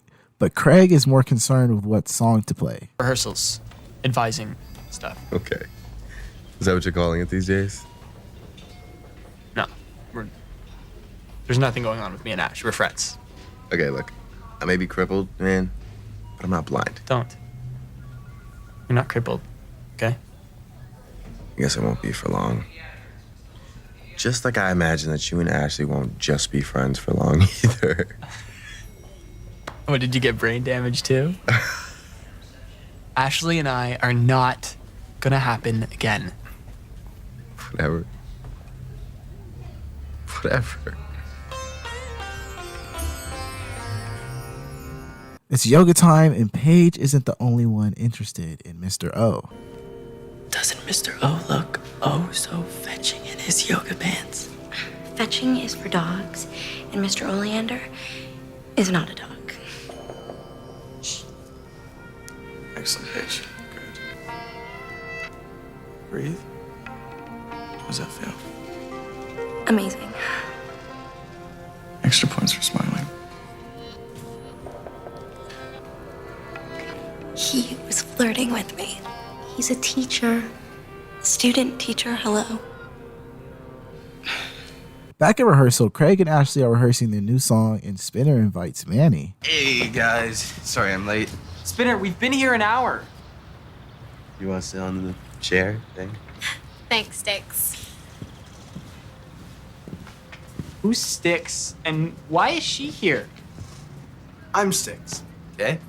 And I just thought that since the band is open to any and all chicks, I'd bring my own amuse. You mean Muse? Paige then runs into Mr. O at her job, and he's giving her all the signals. What? That, I so hate polyester. Okay. Anyways, I was just walking by. I thought I'd come say hi to my favorite yoga student. You should go for it. What? I happen to see my favorite yoga student. Please, he loves you. Back at DEGRASSI, Spinner is upset at how Craig and Ashley have practically took over the band and made it theirs. Liberty then comes in to interview the band, but of course, Craig and Ashley take over the whole interview. What's your influences? We all love Death Cab, Neutral Milk Hotel. Okay, where do your songs come from? We like to look Well, at actually, they all come from a bunch of different sources of inspiration. Okay, any solo projects coming up? Yeah, Marco and I, we have No. This is only our first single. Okay. What would you like to say to your fans? Just keep watching us and you ain't seen nothing yet. Right. Everyone say, Themistocles. Themistocles. Fabulous. All right. That was really That was cool. really good. That was Yeah. really Good job, good. guys. That was good. That was great. Thanks, It's Liberty. gonna be an interesting article. But Marco and Spinner aren't just gonna let Craig and Ashley take over and confront him. Craig, we have a problem. Okay, so let's talk. Ash has got to go. Oh, Sticks, hey, slow it down. Ash has gotta go. Has everyone gone nuts? She's not in the band, Craig. We never agreed to it. Yes, you did. Dude, it used to be our band. Remember, it used to be about us. It's still about us. Ash lost the contest, okay? To us and to Jimmy. So why does she get to be on the recording? Look, recording this single, it means everything to me, okay? Dude, either she goes or we do, okay? Because it's not working. Craig then tries to tell Ashley she's out of here, but her feminine energy is just too much for Craig to handle. And So, you wanted to tell me something?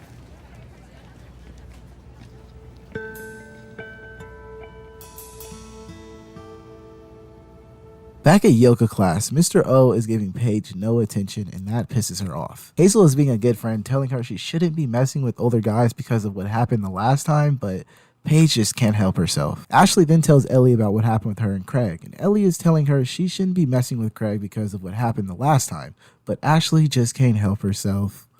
Your text was all in caps. Yeah, I figured we should talk before rehearsal. About yesterday? Right. Okay, well, it sort of took me by surprise. Yeah, during the club. So you're confused, too? You know, maybe we're just reaching for something familiar. You know, given Jimmy, everything that's happened. Oh. Never thought of that. Well, you know, we have been doing great as friends, right? Great. And who'd want to screw that up? Yeah, who would? Good, great, good. I'm glad we got that settled. Well, hey, at least we still have the band. Yeah. Now it's time for Paige and Mr. O's date, but Mr. O, being older, hangs out at the bar, and Paige and Hazel are going to get in with fake IDs. It's rehearsal time now, and everyone's fed up with Craig not being real with Ashley, and decide they're going to play whatever instruments they want. And a 1, still, crap, 4.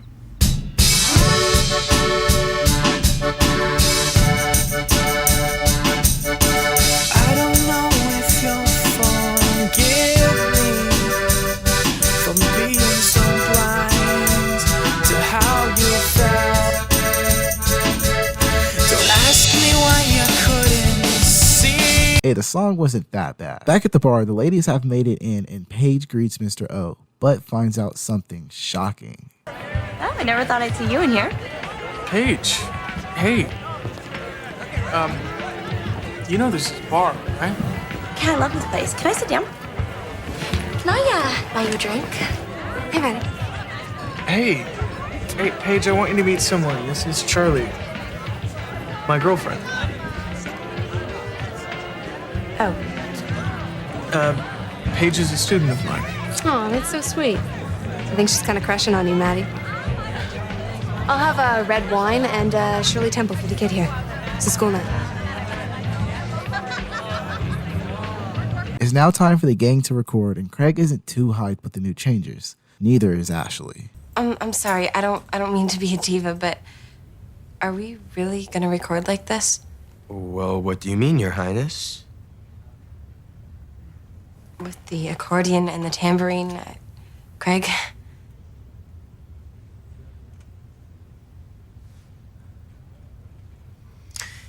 Yeah.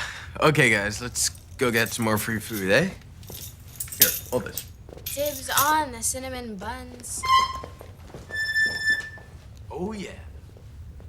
Craig? What's going on? Look, I'm not stupid. You have to tell me. Okay, you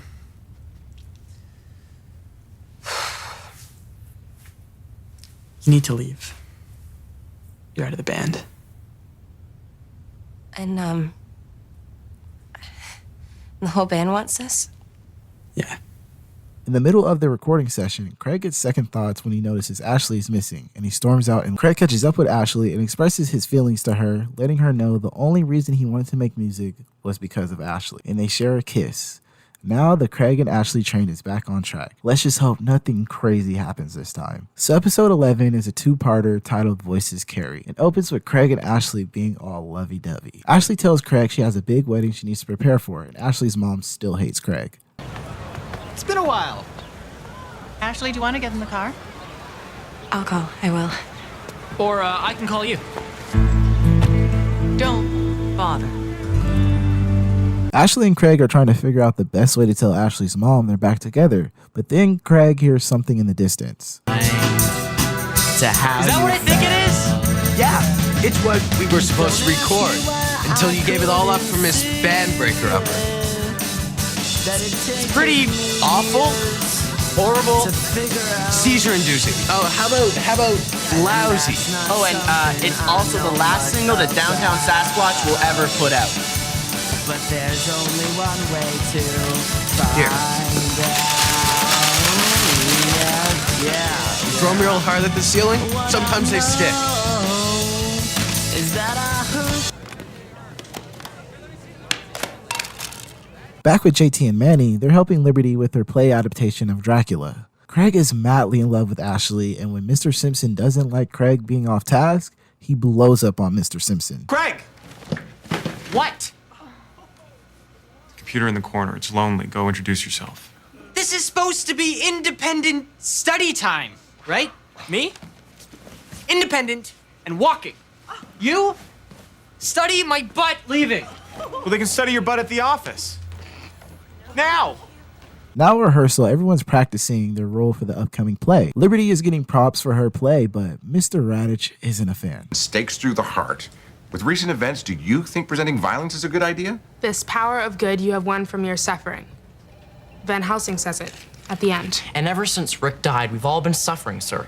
I wrote the play to show the school there's hope, a light at the end of the tunnel. Can't it be something cheery, something fun? You'd prefer a musical of Dracula? A musical about DeGrassi and all the wonderful things that happen here. Yeah, but drama club meets tomorrow. Well, you better get writing, see what you can get done tonight. Now we catch up with Jimmy and Craig is dumping out his feelings to Jimmy, and Jimmy drops some much needed knowledge. Sorry, man. I'm always talking about myself. I shouldn't. No, you should. Should. Everyone else that comes in here either talks about the weather or my prognosis, my legs. Still. It isn't rocket science, okay? Talk to Ashley. Get her alone. Well, her house is full of wedding. Caitlin's painting, so my place looks like a disaster flick. So what? You want me to see if they have any vacancies here? Vacancies. Like at a hotel. Back at the Jeremiah residence, Craig asks Joey to let him borrow his card to purchase a hotel for him and Ashley. But when he says no, he takes it anyway. Craig then goes to the wedding venue and meets Ashley's new aunt. Tall, dark, and hopelessly lost. You must be Craig. I'm Sally. Ashley's aunt? Yeah, my brother's gonna be marrying her dad. Come back later, I'll have charts. Have you seen Ashley? You know, Christopher told me all about you. Which version? Did I have horns in that one? Maybe a long pointy tail? You mean you're different now? Darn. Look, I hurt Ashley. And the fact that she's even willing to look at me, I'm not screwing that up again. So you can flirt with me, and people can say whatever, but the fact is, I love your niece. Thought you only said that at airports. I'm not staying here long. I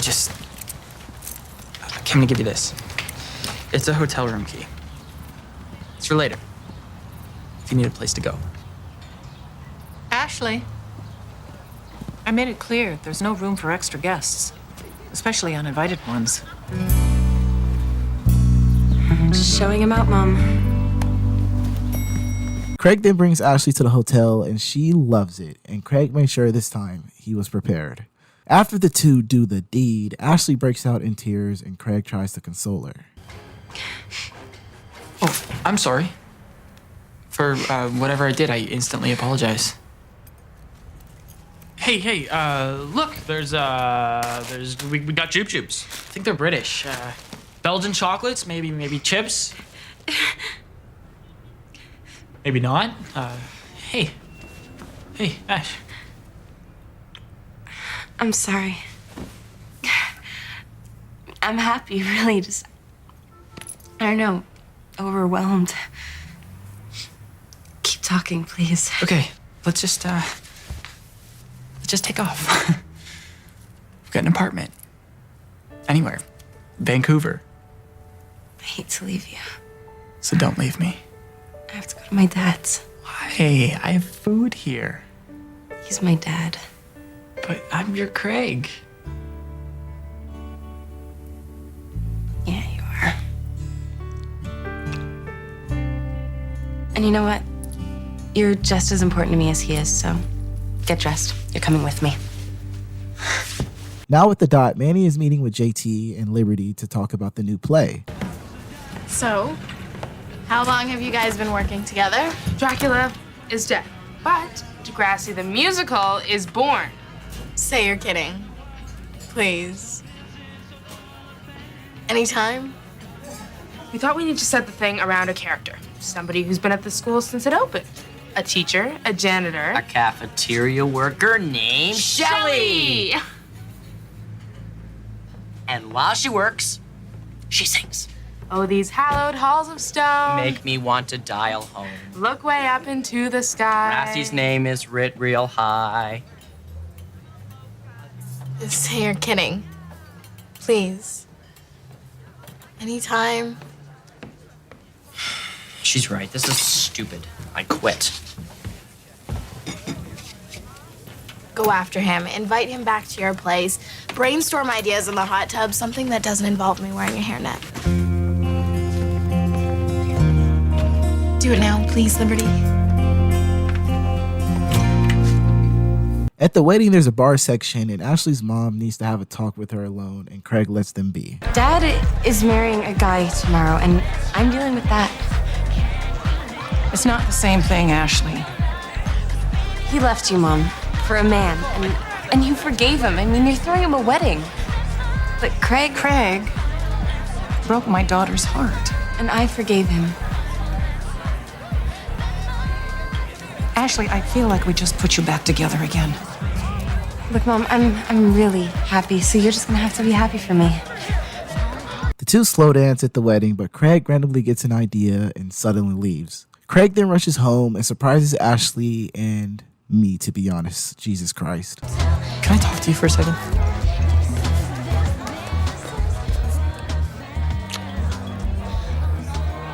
It's a ring. Yeah.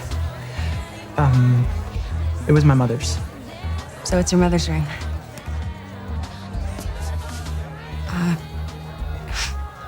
Why are you down on one knee? Will you marry me? I'm sorry, I can't. No, I actually want you to marry me. Craig, I'm sorry, no. Just Craig. Craig. I want you to marry me.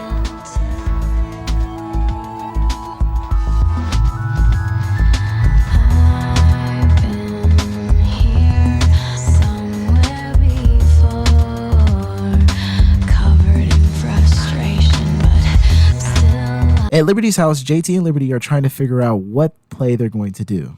Radishes, not so sweet, red and round, and gross to eat. What is that? A song. Stick a tune on it. Radishes, radishes, not so sweet, red and round, gross to eat. They have power, cruel little voices. I run DEGRASSI, you have no choices. No, it's perfect.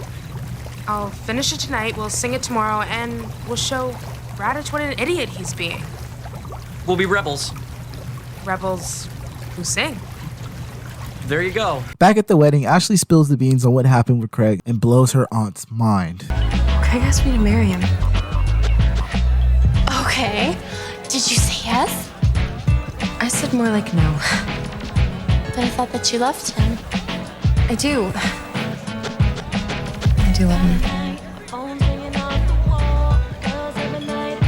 Where's my phone?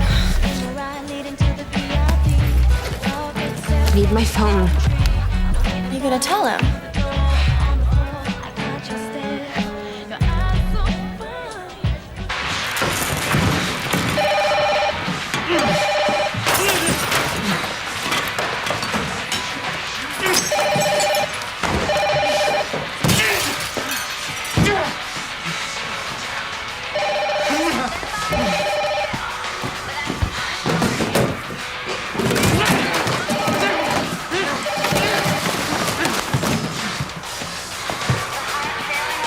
Now the next day after Craig's huge freakout, he receives a call on the phone from Ashley.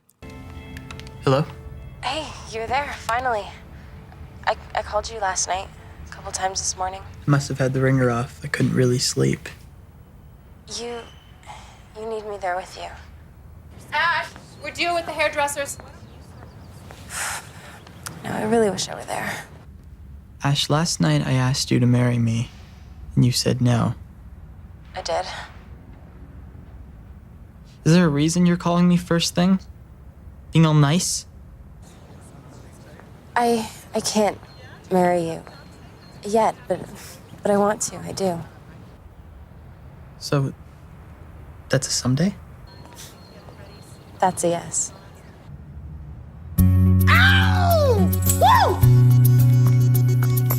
After the great news, Craig meets up with Marco and asks Marco for help. I'm an idiot.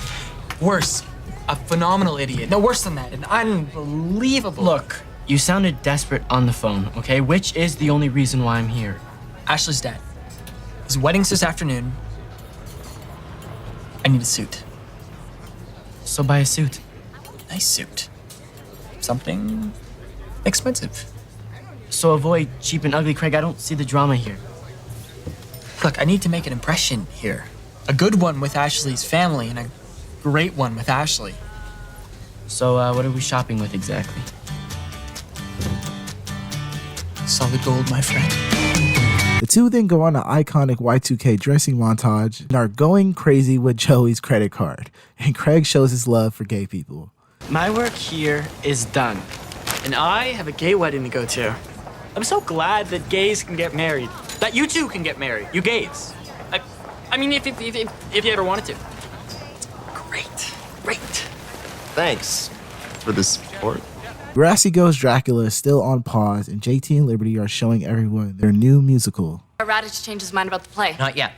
Dracula is staked for now. You couldn't tell me this yesterday? I'm wasting my Saturday rehearsing.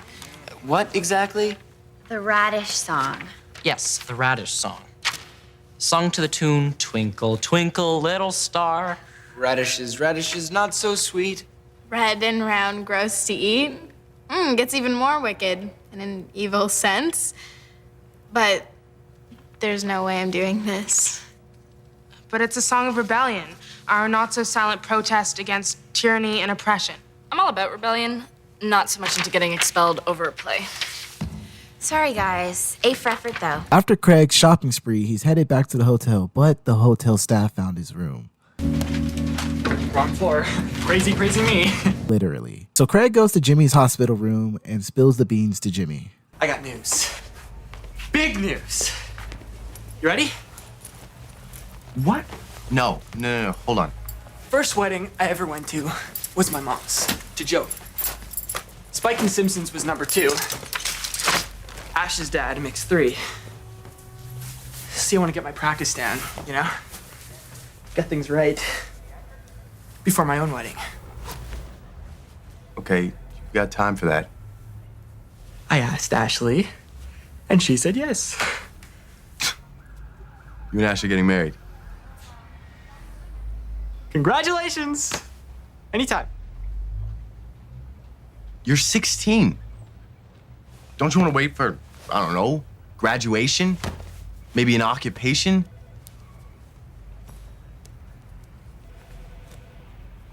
Could you do this? Please? Are you drunk? Are you high, or are you just out of your mind? I love her! Okay, that still doesn't explain what's up with you or this insane idea. Well, maybe you should just think about it and try to understand. I don't know. Be happy for me. Now at Ashley's dad's wedding, Craig is there and he can't keep his eyes off Ashley. Back at the Jeremiah residence, Joey can't find his card, and Snake is trying to tell Joey he thinks something is wrong with Craig. But Joey brushes it off until he gets a phone call. It's for you. Hello? This is Mr. Jeremiah? Damages. It's my hotel room. How much? Back at the wedding, Ashley's mom is congratulating her ex-husband on his new marriage. She proposes a toast for Ashley, but Craig has something to say. It's okay. Hi, I'm Craig Manning. I'm only Ashley's boyfriend. I'm not part of the unusual family Miss Kerwin's talked about. Well, not yet. Is there a toast in this, Craig? There's an announcement. Craig, don't. Ash and I are getting married. Craig.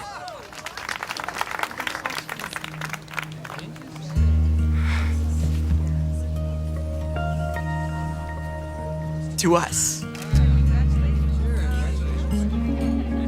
Ashley is obviously upset and storms off, but Craig is confused and Ashley tells him to leave. Craig isn't going out without a bang.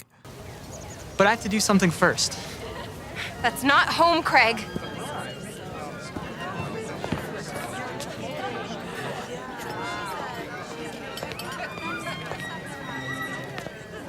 I have to talk to you.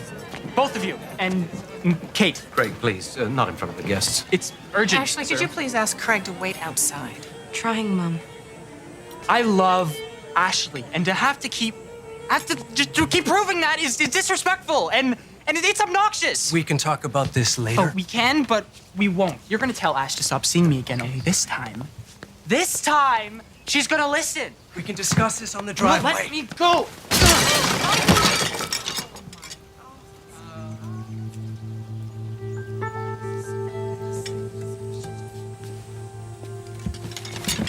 Don't.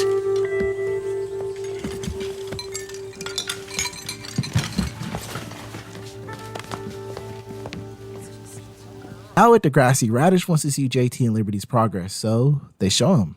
Radishes, radishes, not so sweet, red and round and gross to eat. They have power and cruel little voices saying, I run DEGRASSI, you have no choices. Ugly and mean and slightly obscene. Stubbornest radishes I've ever seen.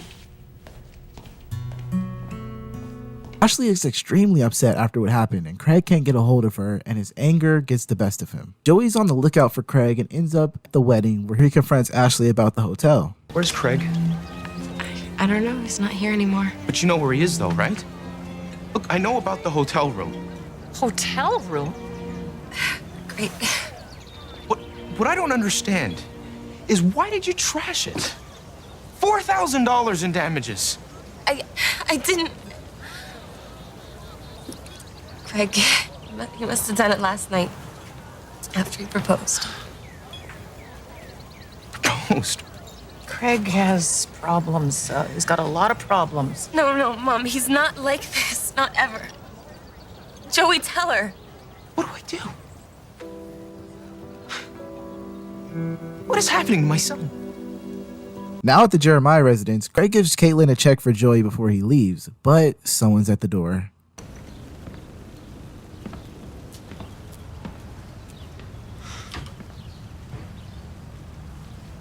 The place looks great. I barely recognized it. Sit down. Caitlin's got your card. You're not going anywhere. There's something not right with you. I'm fine. Sit down! Don't do that. Trying to help you here! Craig, stop it! Stop it! Craig, stop it!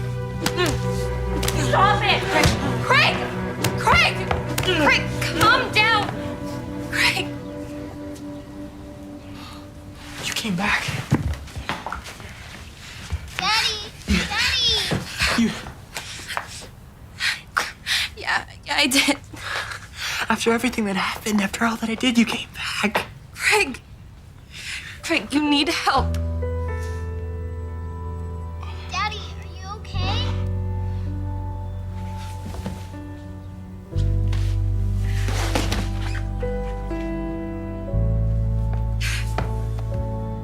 I'm gonna get you help.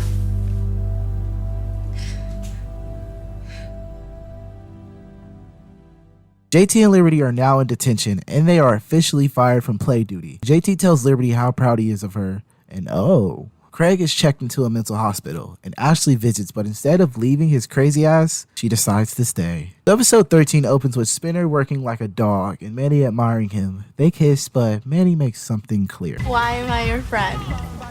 Friend? You girlfriend, me boyfriend. You make me bathe daily, me make you go camping. Now, I know we're not official, but we should be, so what do you say? Now at DEGRASSI, Manny is showing the new kid around, but Craig stops and he has something to say. Can I talk to you for a second? Actually, I'm just... This way to Los Burritos? Yeah. So, a lot has been going on in my head lately, including thinking about last year. Craig, it's okay. No, it's not okay. Made a lot of mistakes since coming here, but you were probably the biggest. I mean, if I could go back in time, I would have stopped. That might save us both a lot of pain. That's all you think it was? A lot of pain? Gee, thanks for your apology, but I'm fine. Yeah, Craig has a lot to learn about talking to women. Paige and Marco are called into the principal's office, but when Paige sees an opportunity, she makes Manny take her place and goes for it. Left side, smidge low.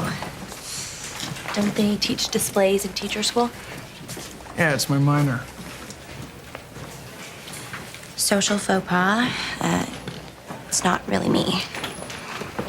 Which is why showing up at the bar that night, it makes me a complete dork.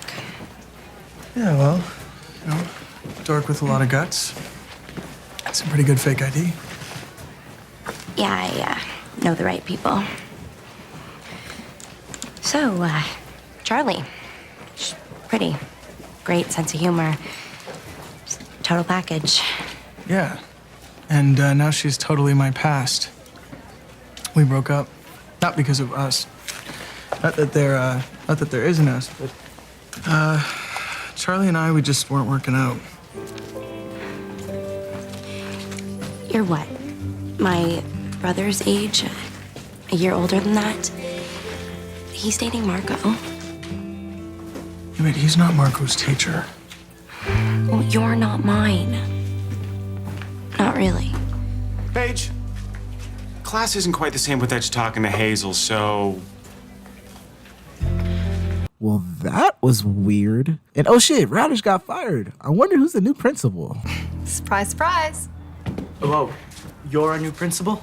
Yes, I am, for the time being. So, where's Paige? I'm Paige, for the time being. All right.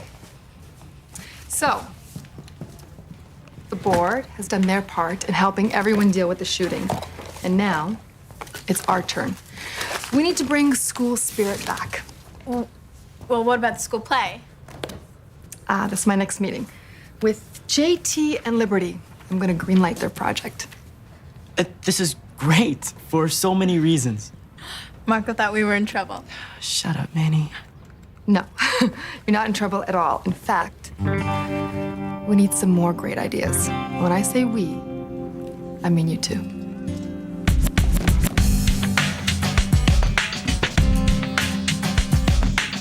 After the meeting, Manny asks Emma for advice on changing the school, but Emma gives her the cold shoulder, and then Spinner shows up to get the final answer on their relationship. But after everything that happened with Craig last year, Manny is reluctant. Manny, Marco, and the new kid are now trying to figure out what they should do to bring spirits back up at DEGRASSI. The new kid comes up with the Cupid theme idea, but on one condition. The idea is yours if you want it. Of course, it'll cost you a free ticket and a dance. And you know, I think he was talking to you. Now at yoga, Paige is still crushing on Mr. O and tries to ask Marco for advice with her weird relationship, since Marco is dating her older brother. Manny's new boo thing is showing her how this Cupid dance is gonna work. Well, basically, you plug in a name, then you answer fields like favorite superhero. Does Bubbles from the Powerpuff Girls count? No. How about favorite movie? Ooh, definitely Honey. Boyfriend's name? I don't have one. Nothing serious anyway. So, why don't you put in your name? Just for fun. Okay. Compatible. Even if we are the only two people in the program.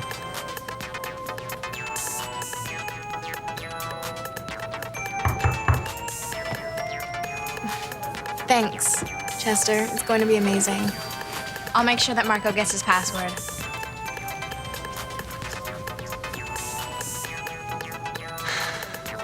Cut to outside as Spinner and Manny are talking about the big upcoming dance. Spinner can't make it due to work, and Manny lets him know how she feels. I work tomorrow night. So?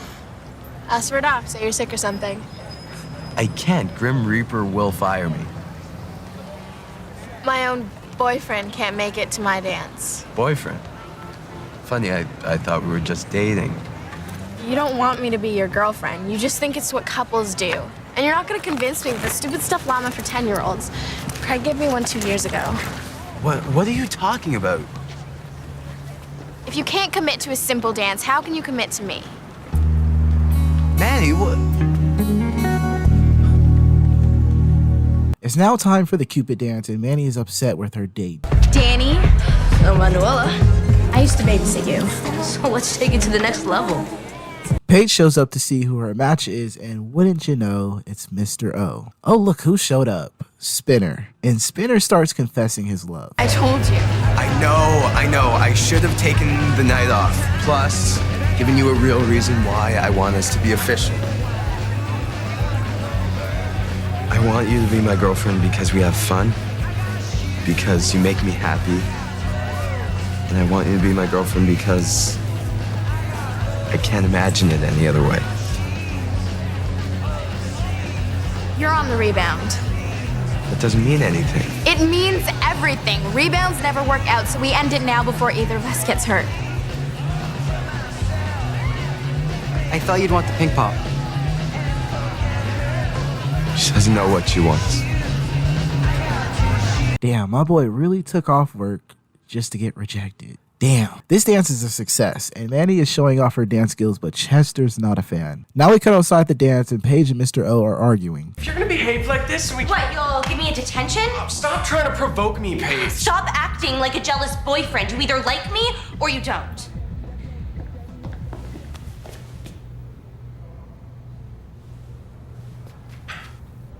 I'm sorry.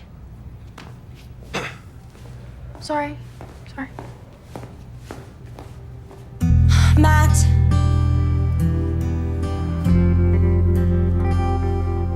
Manny catches up with Chester, and Chester and Manny kiss, but Manny knows something's off, and it's because... I have a boyfriend. Welcome to DEGRASSI. Paige catches up with Mr. O again, and...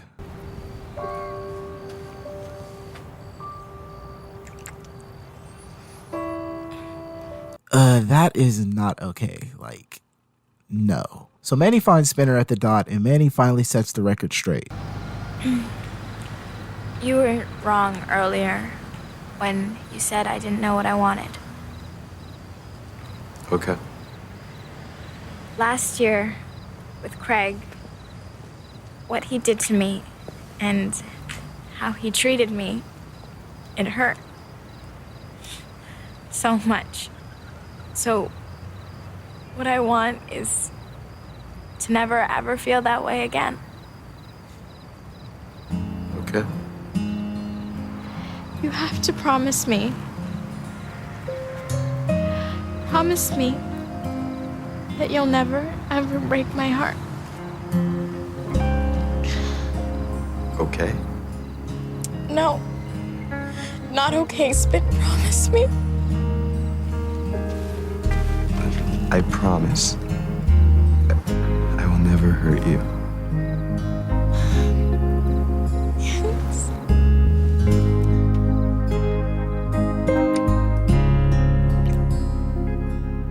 So episode 14 is another two-parter, this one titled Jay's Secret, and opens up with Jay creeping on Emma, but Emma's not objecting to it. Oh, I think this is that episode. So Emma has been doing too well since the shooting, and her grades have plummeted. Craig and Ashley catch up, and Ashley suggests he join a mental health group, and he goes through with it just to make her happy. Degrassi Goes Dracula is still happening, and Darcy the lead just got fired, so they need a new lead, and Emma is perfect for the role. But like I said, she hasn't been feeling too well. Now at the support group, Craig opens up his feelings and oh, look who's here.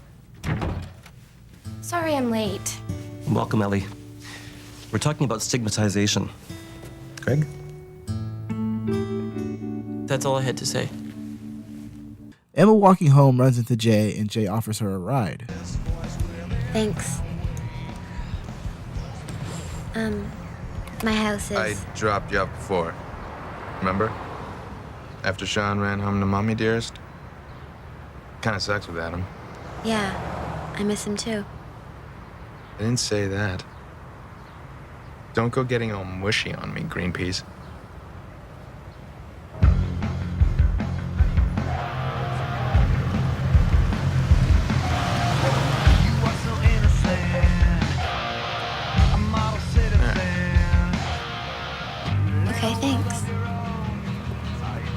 Going to Bennett Park later?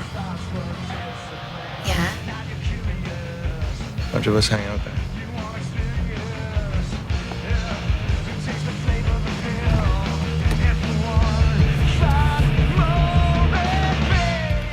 After that awkward conversation, Emma gets a call from Manny, but she ignores it and sneaks out. Now at the ravine, Emma and Jay catch up. Are you surprised to see me?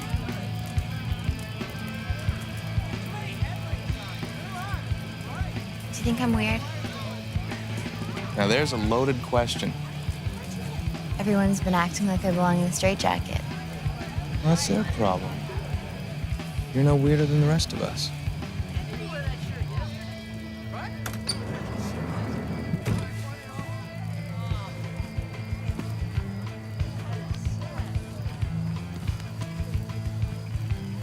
What's in the van?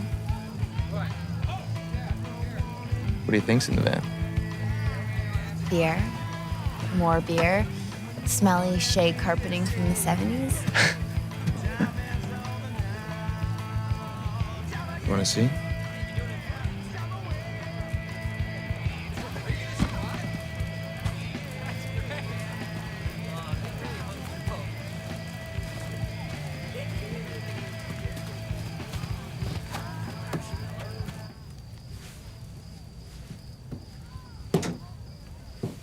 This is fully anticlimactic.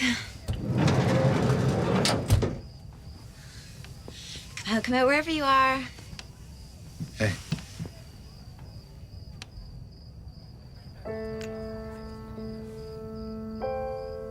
It's for hooking up. What? You know what blowjobs are, don't you?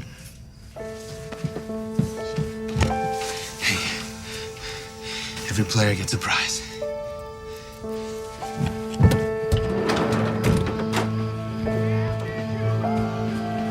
Yeah, this season is creepy as fuck. Back at DEGRASSI, Emma is admiring the bracelet Jay gave her. But when JT and Liberty walk in, she tells them she's ready to play the lead. And since there's literally no other option, she gets the part. Craig is pissed off Ashley sent him to Ellie's support group.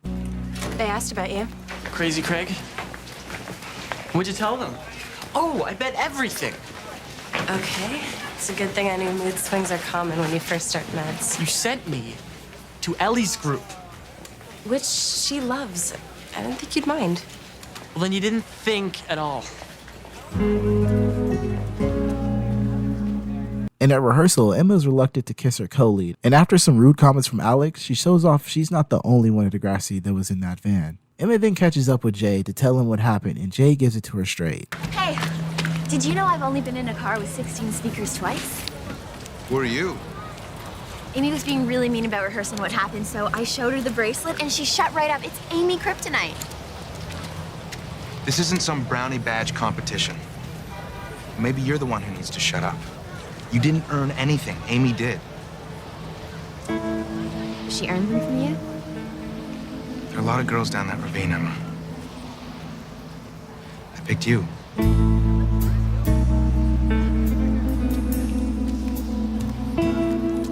This dude needs to be in fucking jail. Back at the Jeremiah residence, Ellie has a talk with Craig about the support group and opens up to him about her past. Now at the infamous ravine, Emma is ready to earn her bracelet this time, and the two go in the van. After Ellie opened up to Craig, Craig now feels comfortable with going to Ellie's group, and Craig lets Ashley know he wants to talk about stuff other than him just being a psycho. Emma sneaks back in and puts her acting skills to work. Well, I went for a walk. It's 2 in the morning. What is wrong with you?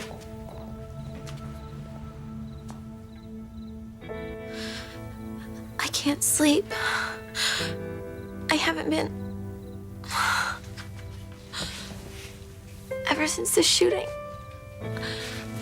I didn't want to upset you guys, but since then, I was so scared. Oh, honey. Do you want to go to bed, Em? There's always tomorrow to talk. Okay. Yeah. You'll be able to sleep? Don't worry, Mom.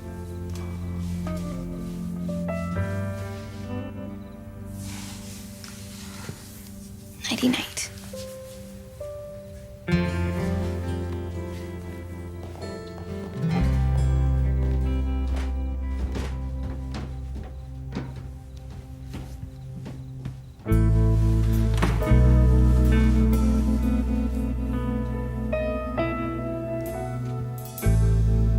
Episode 15 starts and Emma sees Jay kiss Alex. And to get back at him, she kisses this random extra, making Manny and Mr. Simpson very surprised. Jay then confronts Emma, and Emma and Mr. Simpson have a talk. And stand by for a concerned father figure lecture. You come in at 3 in the morning, hysterical, crying, wanting to talk about the shooting, and now you're kissing random guys? It wasn't random. Please, Em, let me be here for you. Let me talk to you. The bell's gonna go.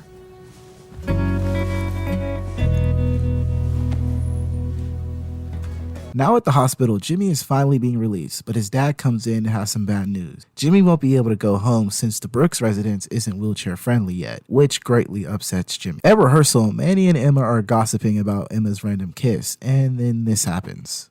There, in the moonlight, were 3 young women. 3? Am I ever gonna get 3 of them? Alex said at the doctor's she should be back. Lexi, it was nothing. Come on. Lexi is late for her scene. You want a scene, JT? Hey, best friend Amy, let's give JT a scene. Tell me about the ravine, Amy. About how you went down on my boyfriend, Amy. And the bracelets you got for it? I didn't sleep with him. By whose definition? Just come outside, Alex. Don't touch me. Don't talk to me. I'll deck your smug face, too.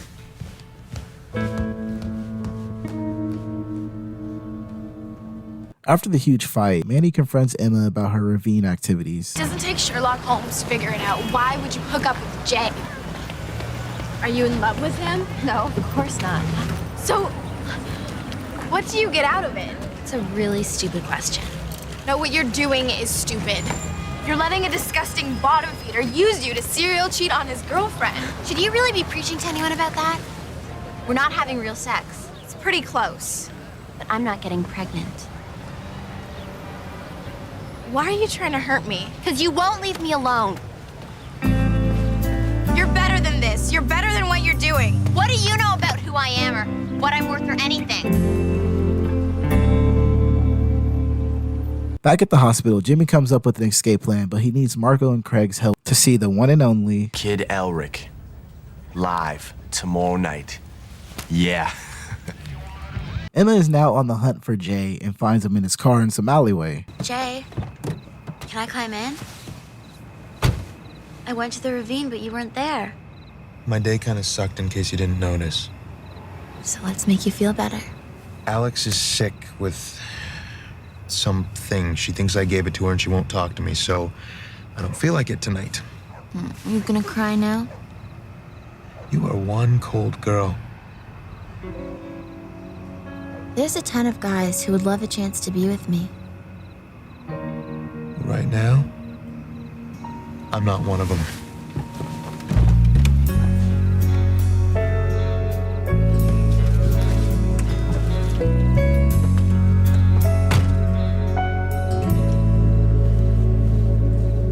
Operation Get Jimmy the Fuck Out of Here is now underway, with some very terrible disguises. I hate to tell you, but it does absolutely nothing to hide this enormous shiny mass of scrap metal that I'm sitting in. I thought it'd be cool to look like ninjas. Hush, he's coming. Here he comes.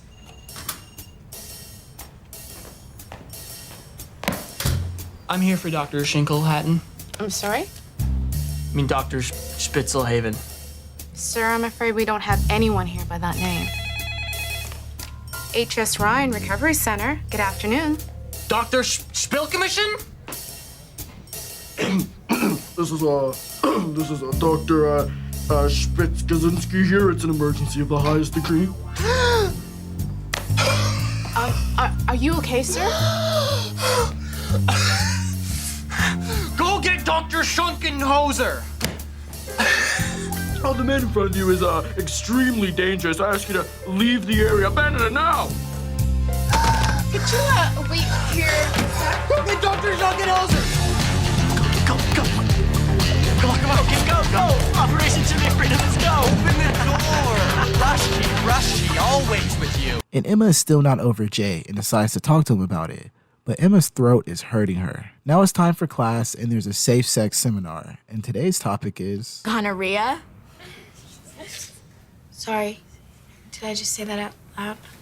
Now it's time for the Kid Elric concert, and instead of being hype, Jimmy is super upset. Manny then confronts Emma about her Gonorrhea? problem and is worried for Dracula because Emma has to kiss him for the play. Emma, upset, storms off. It's now time for the great Kid Elric to perform, but Jimmy can't see, so Craig and Marco go looking for better seats. But Jimmy then learns there are benefits to losing all the feeling in your legs, and everyone lets him through to the front. DEGRASSI Goes Dracula is now showing, and it's time for Emma's big kiss, but Dracula dodges her? Do it.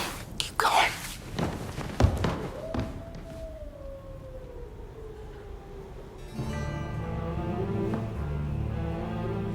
What have I done? What have I done to deserve such a fate? I, who have walked in meekness and righteousness all my days. God, pity me.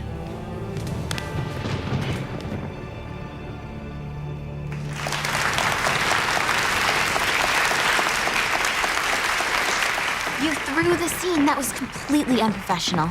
I'd rather be that than diseased. What did you say? There isn't enough antibiotic in the world that would make me kiss you. And that little smooch in the hall the other day, who knows what I caught from that. Thanks so much. Screw him. Why did you do this to me?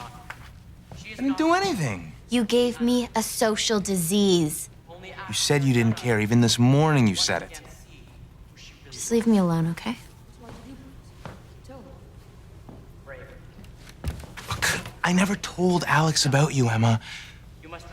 I liked how you had virtue, or whatever. I don't. Not any of that.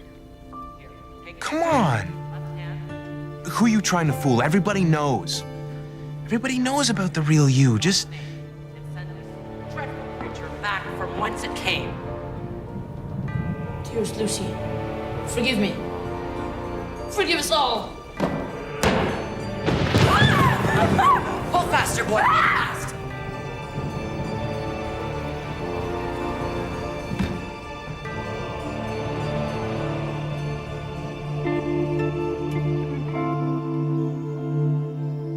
Marco and Craig then drop Jimmy off at the hospital, but Jimmy's dad is there waiting. Jimmy then opens up to his dad about him being ready to go home, and he listens. Back at the Nelson Simpson residence, Emma finally opens up to her parents about her ravine escapades, and they agree to take her to the clinic to get checked out. So episode 16 is a big one, and that's because Jimmy is finally back, but of course there's turmoil between him and Spinner. It's time for Jimmy's first class back, and Spinner has some words. Listen, about the hospital, Wheels. Chair. It's a wheelchair. Gawk all you want. It's not going away. Dude, I would have come, but things got crazy busy around here, and you know how it is. You know what? I understand. I probably should have been there for you instead of at the hospital getting a bullet removed from my spine. My bad. I'm sorry, okay? I didn't know what to say or how to act. I suck.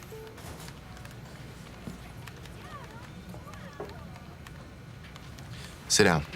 At this angle, I can see up your nose. Not good.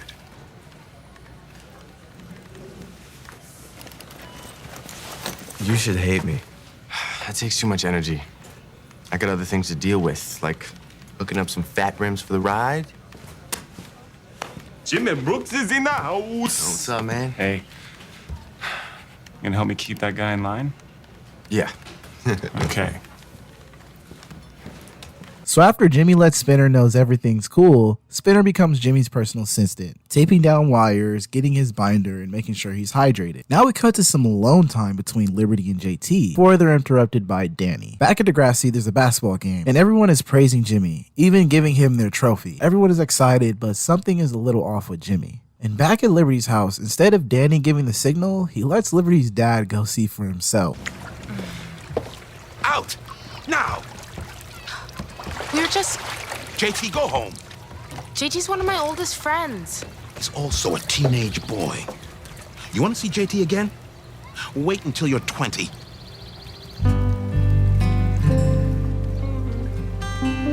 Now we have Jimmy alone at the DEGRASSI gym, reminiscing on the fact he'll never be able to play basketball again. Spinner walks in and the two share some words.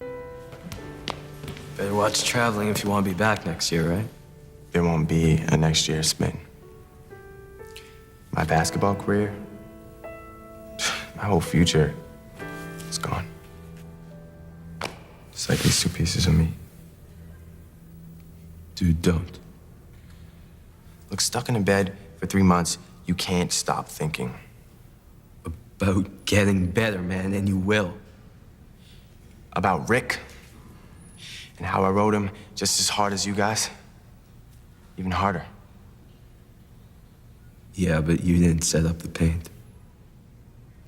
I know, but that doesn't change anything, does it? Rick put me in this chair for life. For life. Sometimes I just wish he had better aim. Finish the job. You don't mean that. How do you know what I mean? Are you in the chair? Huh? Do you wake up every morning thinking you can walk and then remembering that you will never, ever walk again? It's not your fault. It's mine.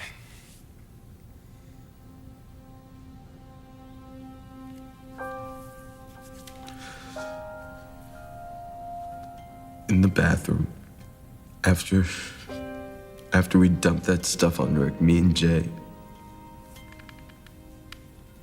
told him you were behind it.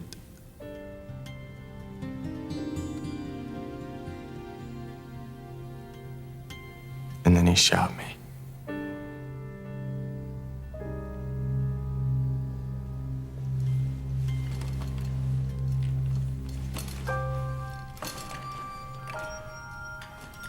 Damn, that was a powerful performance. I didn't know Drake had it in him. So now everyone hates Spinner, and even Manny, his girlfriend, won't look at him. JT and Danny get into it over JT and Liberty's relationship, and Danny takes things a bit too far. She's the smartest person in the school, and you don't even have an IQ. You don't deserve her.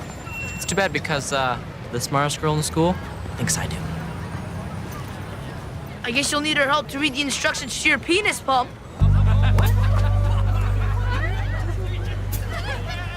Danny, I swear.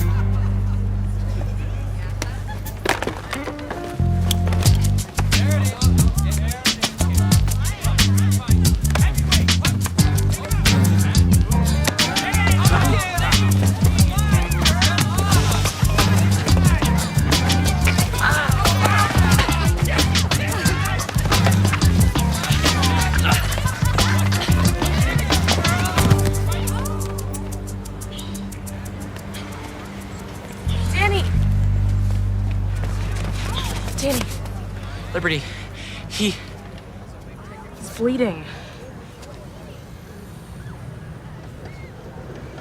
My brother's bleeding because of you.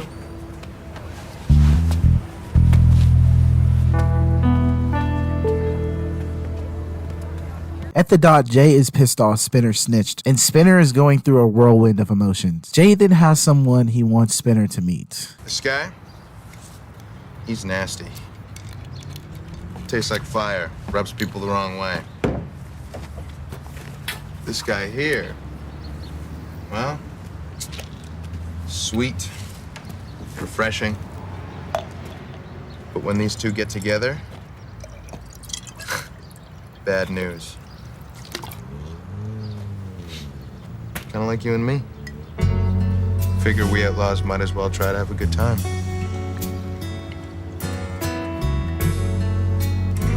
Spinner and Jay are now drunk as fuck, and Jay gives Spinner some terrible advice to show up to Jimmy's party unannounced. We cut to the party, and our uninvited guest lets theirself in.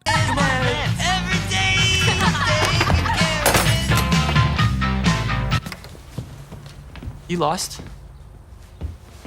Jay.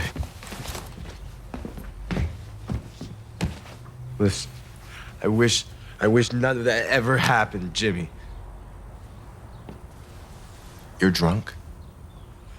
Just how can I get you to stop hating me? Spinner, you should really go. Can't you take a hint? Just chew me out, bite my head off. I don't care. Just tell me, please. Greg, it's your song still.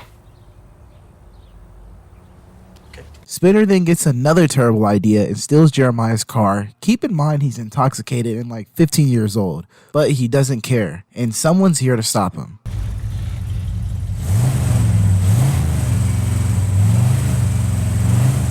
Move, Jimmy, I mean it. Look, I don't feel sorry for you, if that's what you want, okay? I want my friend back. When have you ever treated me like a friend? When you lied to Rick? When you told me about it? You needed to know. No, you needed to make yourself feel better. Why don't you for once just think about somebody other than Spinner? But you know what? Just go drive off a bridge. I don't care. I don't. You're dead to me already.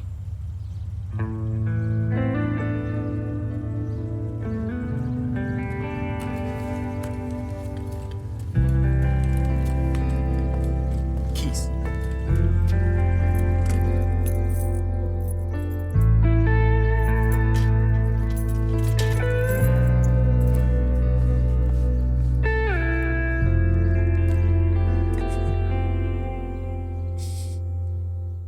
Who's that random ass lady in the background observing this? A boy in a wheelchair almost got ran over, and you're walking like it's a normal Sunday? Back to the B plot, Danny grows up and sets up a talk with JT and Liberty. But after Liberty's dad almost catches them again, they have no time for talking, I guess. Spinner finally owns up to his mistakes and takes responsibility for his actions and tells Principal Hatsalakos everything. I bullied Rick. A lot, and the whack your brain contest, the paint and feathers thing, Yeah? it was my idea.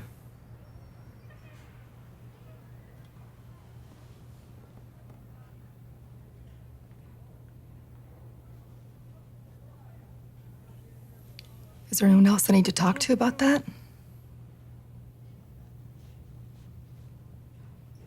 Well?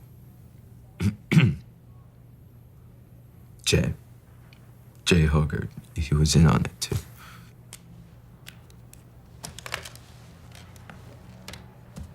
Sarah, can you please pull Jay Hogarth out of class? Please have him wait for me. I don't even know where to begin. This is beyond anything you've ever done at this school. I know, and if you have to suspend me, Suspend? A boy died. Another one is confined to a wheelchair for what might be the rest of his life. Sorry. I know you're sorry, but it does not change what you did.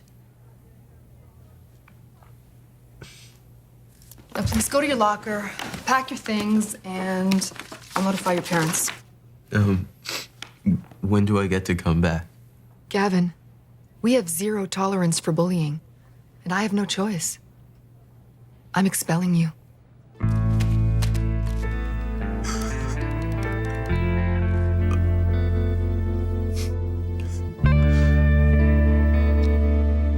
So after that bombshell, episode 17 opens up Ellie still living alone after Sean's absence, and with Sean gone, this apartment is now Ellie's responsibility, which means... Friday's in the month, Ellie. I need a check. I'm getting it tonight from my mom. Don't have to worry, sir. Just like I didn't have to worry last month when you were late with the rent. See, I had the rent. I just didn't know how to get it to you. Sean always did that. Oh, is he back yet? Sean's not coming back, sir. You forget to pay the electric bill, too?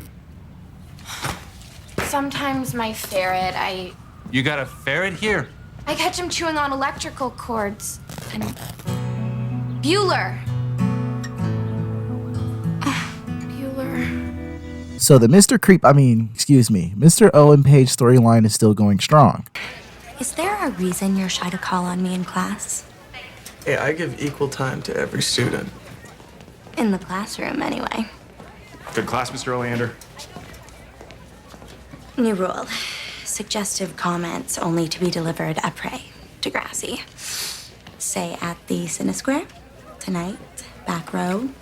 Got free passes. Isn't it a school night? Yeah, I like school nights. There's less chance of running into someone from school. Paige. Oh, new uniforms, finally. Yeah, there's 3 boxes in the office we have to pick up. Listen, Paige, thanks for helping me with the bulletin board. And Mr. Oleander, thank you for offering me help with that essay.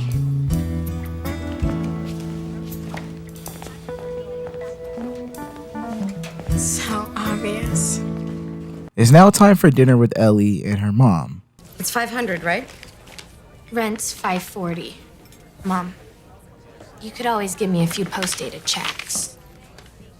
I missed my monthly dinner with my daughter. How are you? Living alone? Good. I'm proud of you, being so independent. Living all by yourself. I've been in group for 3 months. I've been therapied out the wazoo. Since you left, I haven't had a drink. If you want to move back, I promise to keep it up. Sit. I miss you all the time. I want to talk about this. Yeah, I told Marco I'd meet him. I'm different. Understand why I don't trust you on that one, Mom. Ellie. If you're proud of me being independent, watch me go one step further. After this month, I won't take any more of your money. I won't need you, Mom. Not anymore.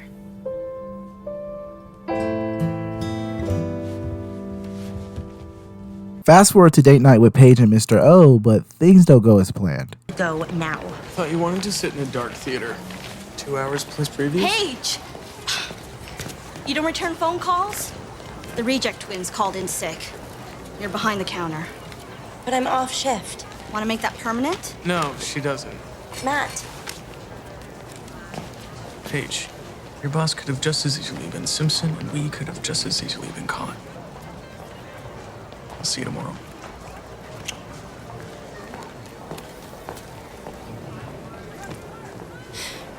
Ellie is still bummed out over everything going on, and Marco, in an attempt to cheer her up, introduces her to a gambling card game he picked up playing with Dylan, and Ellie takes a liking to it. Cut back to Mr. Creep's class, and he passes Paige a note, which leads to them making out in the janitor's closet. I had a teacher pass me a note before. Look, I know this place isn't exactly romantic, but it seems like every time we try to get together, there's always something. There's always the basement.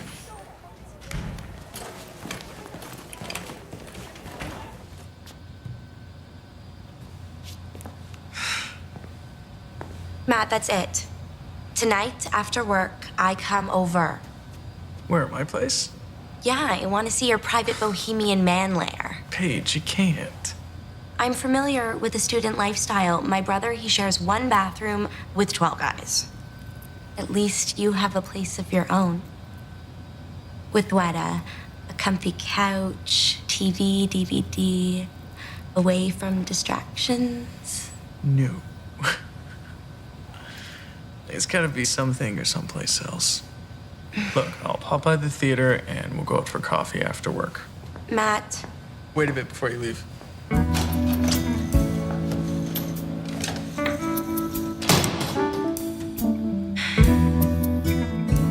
The gang finds a spot to play their cards, and Ellie wins first hand in, but after Marco and Jimmy quit, Ellie is ready to up the ante. Paige and Manny are organizing the new cheer uniforms, and Manny finally breaks her silence. It's smart. Funny with a tight little yoga body thrown in for fun. But big secret.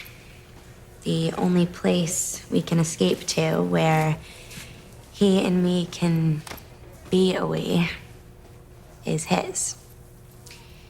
He doesn't want me going there. It sounds to me then there's not a lot of honesty going around. Nobody can know about this, Manny. No, not around the school. I mean, between you and him. A guy like that, I'm surprised he doesn't have a girlfriend. Well, he did have one, but they split. And that's what he told you.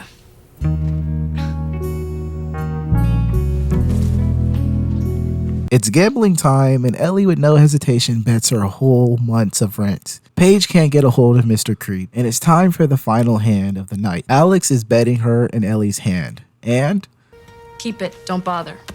4 points. We win. Paige then decides to take matters into her own hands and goes to Mr. Creeps herself, but what she finds is displeasing. Paige.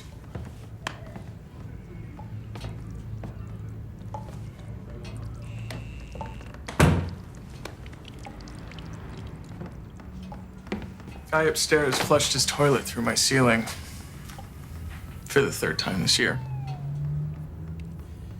I would have called, but they've cut off my service. This is your apartment? Yep. You want the tour? We can begin and end in the foyer. I thought you were with someone. Is that the kind of guy you think I am? I don't know, Matt. I see you in class or at the water fountain or at yoga, but beyond That's that... wet. The toilet's above it. Look, beyond that, I'm a student like you. Except I live in a pit hole apartment. There. All the glamour this relationship ever had. Gone.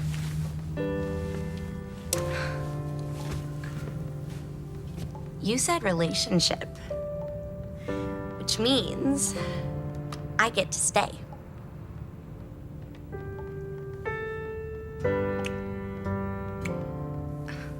Ellie invites her mom over and she's made a decision. Middle of the night, Ellie. There's no emergency? I had to be sure of something. Sure of what? That you could come over. That you were sober, you weren't drunk. You woke me as a test? I wrote a letter to Mr. Martin. It says I'm giving 2 months' notice. Oh, so you're coming home. I said I wrote it. Mom, I haven't given it to him. Not yet. But you're going to? No more drinking. The best I can do is try. Day by day, try. Then promise me that you'll try and make it easy for me to trust you again.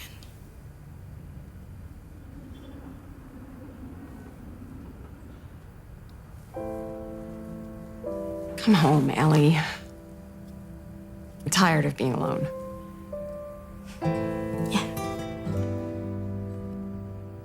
Me too.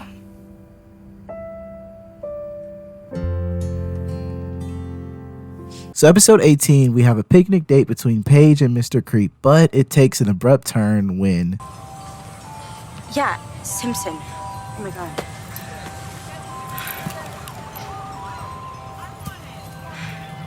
He didn't see us. No way. Now it's cheerleading practice, and Paige once again is late, leaving Manny to lead practice. Paige won't care. She's too wrapped up in Matt to even notice. It's a crush. No big thing. You don't have to lie. Paige told me about her hot after-school affair. Oops. I did it again. In media immersion, it's time for Mr. O to be graded on his teaching skills, and Chris is salty about Emma's recent actions. Tell us that healthy women can smoke because she's hiking or whatever. Good. Now, in terms of subtler messaging, like, where is she or where's she going? I'm less sure. Probably to the ravine. It's time for Paige's class to be taught, but Hazel has some news for Paige. This was just a fantasy for Mr. Oleander is science fiction novels and movies. However, Is Manny today, your new scientists best are friend? developing technology Okay, that can might we one day deal make with whatever your nanobots problem reality. is later, green-eyed hazel monster? Hazel. Can I have your attention, please? She spilled. I'm sure you've all heard of About you and the Mr. idea O? of tiny You do know robots that you can be called secrecy nanobots. challenged sometimes, They're right? injected into the How could bloodstream. you not tell me? Hazel. Hi. Didn't you hear me? Gee, Mr. Oleander, I thought you only had eyes for Paige. Cut outside to DEGRASSI, Emma can't get over Chris's words from earlier. So Manny, Emma, and the new girls plan a spa day with no boys. But since the new girls haven't been through a quarter of what Manny and Emma have been, they're a bit distracted. Now it's time for Paige to confront Mr. Creep. I am so sorry. Teenagers are evil. Can't go back in there and teach 2 more periods. What Hazel did, it was juvenile and hateful and humiliating. I promise you, nothing like it will ever happen again, ever. I don't want to get booted out of teacher's college. Can't. You won't. I won't let you. Last time I checked, Paige, you're 15 and Mr. O, you're broke as fuck. How the fuck are y'all gonna make this situation work? So Manny sees Paige in the hallway and is pissed. She didn't make it to practice. And thanks for taking my practice this morning. You want me to thank you? For what? Dropping a dirty bomb on my life? Practice went awesome without you, and if you ask some of us, that wasn't a coincidence. You told Hazel when you swore that you wouldn't. I thought she knew, okay? Chill. Don't use your outdated slang on me. I doubt that your mouth is even connected to your tiny, shriveled, boy-obsessed brain. I'm the dumb one. Who still hasn't figured out not to chase older guys? Guys so out of her league, it's not funny. It's big words for a girl who picks up my leftovers. Could you be more self-obsessed? All you think about is your own butt, which probably does require a lot of thought, given that it's you. Do you wanna touch me tonight? Do you wanna get me tonight? Good luck catching me tonight. I'm a bad manager. Begging, baby, please. Why don't you come to me? I'm gonna move that body, yeah. Is you digging me? Oh, come on. Show me that. Manny, calm down. Hey, Mr. Pedophile. I mean, Oleander, don't make your girlfriend Paige even more jealous of me. Manny, my office Monday. Paige, Mr. Oleander, now. All right, everyone, school's out, go home. Show's over. Now. Hey, I'm not hyping Manny up, but somebody had to say it. So Mr. O and Principal H have a chat and it's Paige's turn. But Mr. O's story doesn't exactly match up. He was tutoring me, and that's all. Mr. Simpson has already left for the day, as has Mr. Oleander's advisor, and frankly, I'm less than comfortable discussing this without one of your parents being here. Is that totally needed? We're all gonna meet Monday at 8. But I think I should warn you, there's a pretty big discrepancy in your reports. Reports? Takes on the situation. Mr. Oleander has a very different one. He told me that you were obsessed with him, that you followed him, you wouldn't leave him alone, you stalked him. It's girls' day and the gossip train is on its course. And the girls vow to stop being so boy obsessed. That is, until Chester shows his face. Looking a little green. Where are you going? I am just figuring. Having a slumber party, Emmeline? Paige then confronts Mr. O. Hi. Hi, you're just gonna say hi. Look, I tried calling, you weren't picking up your phone. I'm glad you came over. Gee, why didn't I put a microphone in my bra? That's such a novice, psycho, stalker mistake. I know you're upset. Me too. No, I'm not. I'm livid, boiling, pissed beyond all recognition. Can we talk about this? You have 3 minutes. Paige, you know what this job means to me. And you know what school means to me. I'm waiting for the us part. Us? I figured we'd leave time for it to blow over, and when it's summer, we're home free. And in the meantime, I get, what, expelled? Referred to as that sad, desperate loony who stalks TAs? I didn't know what else to say. Please, you wanted to look like the good guy Okay, Paige, you had a public fight with Manny Santos after promising me nothing else would be said. She was really mean! Why am I doing this?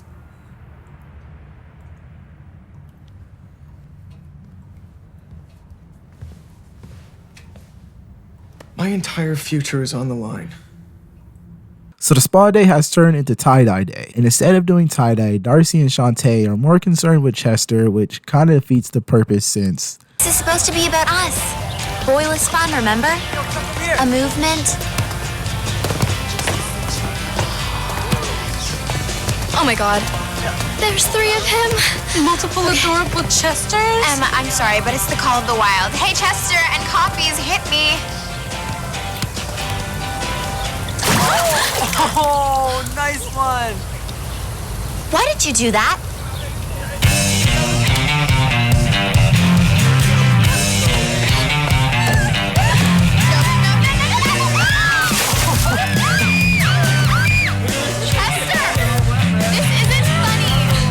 You girls have no sense of humor. That was hilarious. He is so gonna regret that. back at the movies, Paige is still pissed with Manny, and Alex lets her know Mr. O is the one to blame, not Manny. But Paige just can't help herself and still misses Mr. O. But then Dylan shows up and finally we have an adult opinion. Dylan's feeling all macho about the whole math thing, sorry. No one takes advantage of you like that, okay? You're my sister. I'm working, okay, Hulk? Shh. The guy's a predator. He's like the same age as you. Are you preying on Marco? Matt's not perfect. He's just disgusting. Just wonderful. And sweet and fun. And he put everything on the line for me. Such a jerk. We then cut to the girls pranking Chester and the guys with the tampon tree. But right before the finishing touch,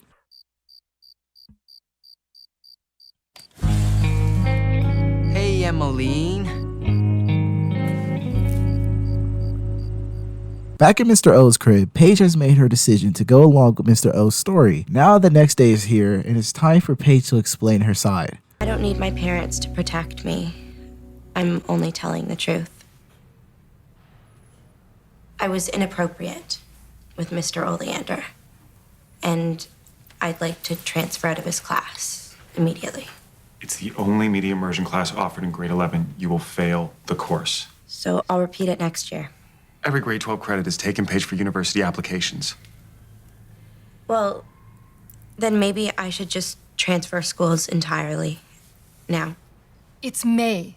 Transferring so late, chances are you can't complete the academic year. You will fail entirely. Have you really thought this through? You should be getting set for university, not acting like you're in kindergarten. Mr. Simpson, I'm sorry, but I'm not behind what she's selling. Anything I saw didn't look too one-sided. you saw something? Leave it, sir. Please leave it. No, I can't. I trusted you with my kids. My kids trusted you, including her. Please stop it. Can we just stop? Students often have feelings for their teachers. You just took your feelings too far. We can help. Okay, I'm not gonna sit here and watch this. I don't care if I fail. Can we just finish this now, please? Daphne, whose side are we on, huh? The students or the teachers? I need to know what you saw, Archie. How can I make a decision if I don't know what you saw? There's a lot at stake here. We had a relationship.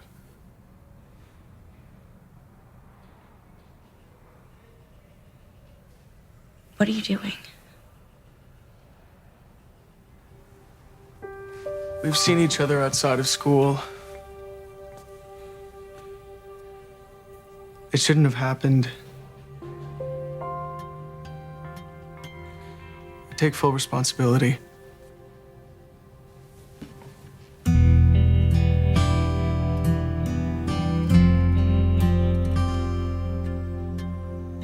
So Emma and Chester squash the beef, and before the episode ends, Paige and Mr. O have their final talk with each other and go their separate ways. Good riddance. So today at DEGRASSI, there's a blood drive, hosted by DEGRASSI school president Marco. And Marco is making moves this summer. I was thinking of picking up a few extra credits this summer. This way, I can graduate after first semester's done. Maybe even move in with Dylan before university. My boyfriend? All right, you guys know I'm gay, right? Spinner hates his new life serving Jay and the Karens of Canada. Claire will be with you in a moment to We take asked your for order. lemon with our water. You can't bring a dog in here. I didn't hear complaints. Ladies, we'll have the lunch menu instead. I'm going off shift, so Claire will... And lemon for the water and a bowl for Baby Bear here. So she can have some too. Yes, yeah. Back at the blood drive, Marco cannot donate because... There's a question here that you answered yes beside. It asks if I'm male and if I've had with another male. Yes, if you've had sex. So? Well, it's policy. You have to understand. But I can't let you be a donor.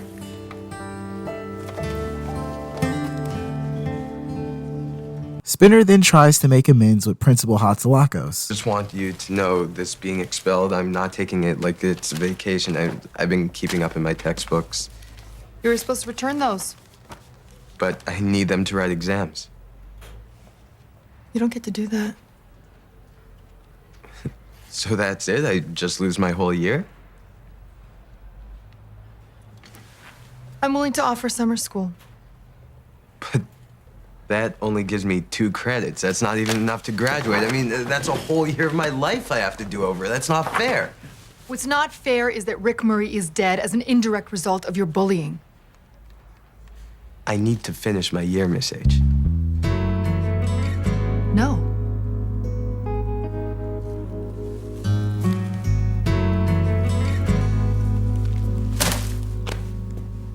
Marco is upset he can't donate and Dylan isn't answering the phone, so Marco decides to take matters into his own hands. Caitlin, hey. Hey. How's this first story? Prejudice and homophobia at local high school. I'd say we're on you. Nurse Davis, hey. Yeah. Hi. Hi. I want... Look, I want to ask why blood management refuses gay people from giving blood. Well, it's policy. I'm not a spokesperson, so I can't really comment further. Fine. My name's Marco Del Rossi, student council president. Today, a student was denied as a blood donor because of his sexuality. That's not the reason. Then what is? Well, there is within the gay community, there is an increased risk of HIV infection. Saying that is lumping up all gay people as diseased. I listened in health class, and anybody with a pulse can get HIV. Yes, but... Marco, please. Thank you. Thank you. Look, this blood drive, you should be so proud of yourself for everything you've done. Look at all these people. My whole point is that I'm supposed to be one of them.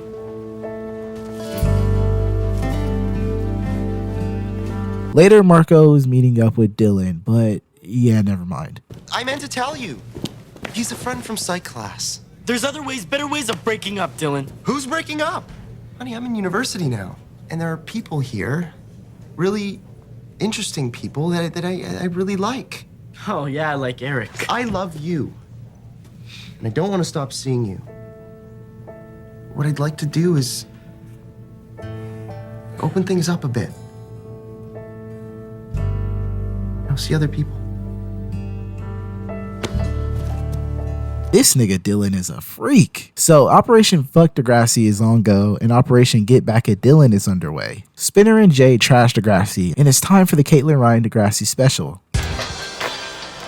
You inherited a school where a student died, another paralyzed. Not the best situation to assume principal, I agree. And yet you've managed to turn it around. Oh, no, not me. Marco is the hero here. Organizing the assemblies, the dances, that's tell where me the my real head hard doesn't work look is that spent. big. Your hair. Have you donated yet, That's Marco? what's big. It looks great. You look great. And so, DeGrassi has risen from the ashes of a tumultuous school year thanks to this Oh, wait, week's no, local wait. hero, Wait for it, I think this is it. Del Rossi. I'm Caitlin Ryan. That's it? No, there's more. There's them not letting me give blood, and then I... Dylan, we're toasting the summer with kamikazes. Oh, wait a second. It's nothing. Go, kamikaze. Whatever. I'll be right back. Dylan gave me the kick out of the closet last year. And here I was, right? My turn to make him proud. And what I should be doing is making him jealous. Spinner is pissed after seeing this year's yearbook and all the cheerful pictures of him and his old friends. And Marco is trying to spit some game. Hi, I'm Marco. Mike. So, Mike, I was thinking of coming here next year. I was actually thinking about residence, but so far the only room I've seen is Dylan's. You want like a tour? Yeah, no, tour would be great. And maybe I can see your room. You know, to compare. Okay. It's 2 floors down, 403. But just give me a sec to clean up, okay? Yeah. Okay. I'll see you in a bit. Mike. Marco.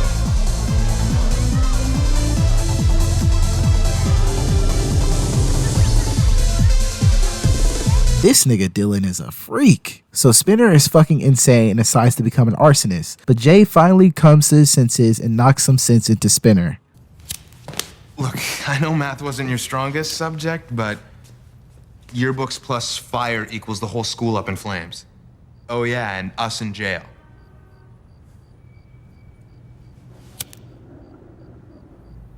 Put the toy away, Fliphead. You're stopping me? Shocking, but true. You're a freak. In the same way that I am. Yeah, well, at least I'm not torching the school.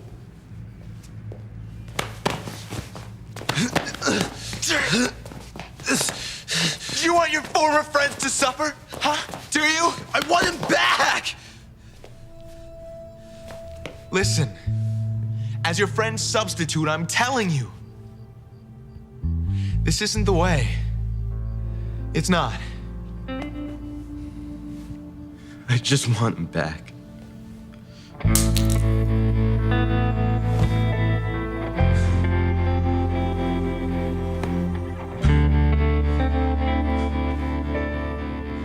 So Marco and Craig are talking and...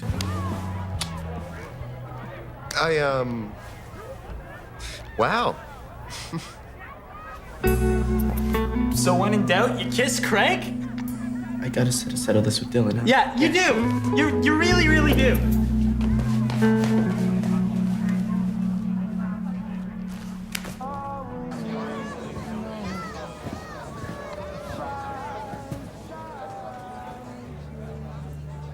I love you. Likewise, but what was that? Dylan, a lot of things aren't making sense right now. So what do you want me to say? It made you jealous? It was Craig. I don't want you to see other people. I don't like it. And I'm not gonna like it, and I'm not gonna feel bad that it bugs me. It bugs you? It bugs me. It doesn't have to, okay?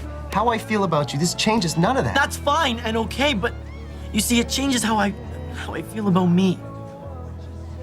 My freedom? That's important to me right now. I can't give that up. Then you and me, I can't. And it's over. Spinner makes a last-ditch effort and Principal Hatzawakos gives him a shot. There are 2 things that I want. To finish school and to get my friends back, but someone's got to give me a chance. Please.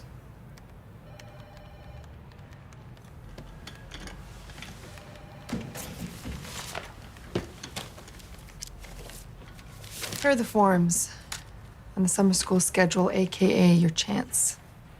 Kevin, don't screw it up. Marco then pulls up to Caitlin's job and she offers him one. You know, if you're interested in volunteering, I've got some friends we could talk to. Yeah, sure, I'm interested. Interested enough in spending some time in Africa or the Caribbean? Yeah, of course. It would mean giving up your entire summer. Any big plans? I did have some. But you know how it is with plans. they change. Episode 20 begins with the cheer team running their new routine led by Miss Manny Santos. And of course, Paige still hates Manny. So it's prom season and Toby asks out Manny, but Marco comes to the rescue. So Marco then informs Manny they're all going to prom together, and that includes Paige. So Manny talks to Hazel. If I go with you guys. That's because you did get her boyfriend fired from teaching and pull her hair. Well, maybe Hazel, the peacemaker, could smooth it over just a teensy bit. We are going shopping tonight at Pretty Pretty around 7-ish, and shopping makes Paige emotional. Okay. You could run into us, act all submissive. You might get someplace. Now at Caitlin's news station, hey, is that Kevin Smith? Craig is here and he gets the opportunity of a lifetime. Craig goes to my old school. Maybe you've heard of it, DEGRASSI? Well, it's a great-looking school. You should check it out. You should check it out on Friday because my girlfriend and I are playing prom. Oh, really? What, are you a musician or something? Fantastic musician. Fantastic, the lady says. That's good enough for me. Can I borrow your pen? Of course. I'm looking for a fantastic musician, sir. This is my music guy's number. You give him a shout. Tell him I told you to call him. Give me something high school, dude. Real high school, not Weezer approximating high school. Can you give me emo? You can give me real emo? I can give you real emo. Right on, sir. Excellent meeting. You may have a job. How about my number? Hazel and Paige are trying on dresses and oh, they're wearing the same dress. Hi. So Paige and Matt are apparently still seeing each other, but Matt has other responsibilities, you know, because he's like a grown-ass man, so that means... I'm broke, Paige. I'm like selling my stuff, eating macaroni broke. And tree planting pays, and my parents have cut off my tuition money, and it's $400 a day, free rent. It's just looking like the only way out. Be back before you miss me. The whole summer is forever. Hey, I just saw your old boss. The mere sight of Miri took 6 years off my life. I'll go get us some drinks. Diet, squeezy dress. Did I just totally wreck a moment? He's leaving before the prom, and he won't be back for months. Manny's life is going to hell, but new girl Darcy gives her an idea. I wish we could purge Paige. If anyone deserved to fall off her high horse, it's her. What? It's now time for the big performance with Kevin Smith in attendance. To send us toward the summer with smiles on our faces, here's DEGRASSI's Spirit Squad.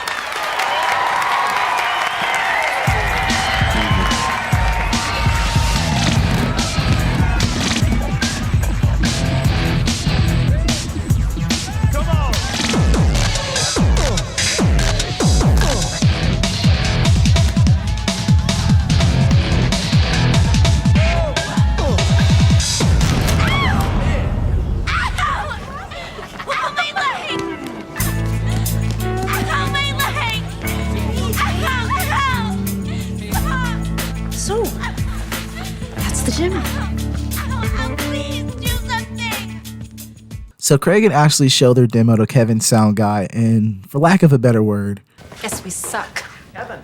so Manny is now in a big dilemma and has to decide if she's going to wear Paige's dress, and Emma convinces her since... And this just happens to be the manniest dress ever. You think? After all she put you through, I think you deserve it. So it's prom time and Queen Paige has made it. 10th grade, our limo driver, Jim Boy Jed, the criminal, delivers us in a cop cruiser. 11th grade, it gets worse. Half black on painkillers, I arrive with a date who doesn't like girls on the special bus. Hello, everyone. Happy prom, isn't this so perfectly festive? Are you finished? No, my armpits hurt. More than your armpits will hurt if you don't shut your pie hole. I wanted this to be special for him, and all you can do is whine. If the tantrum's been thrown... One more thing. Manny stepped up and ran the Spirit Squad for you when you were too self-involved. All she wanted was a thank you. But could you give her that? Oh no! She was horrible to me. But can you tell me why you had to be more horrible back? Why you always have to be more horrible?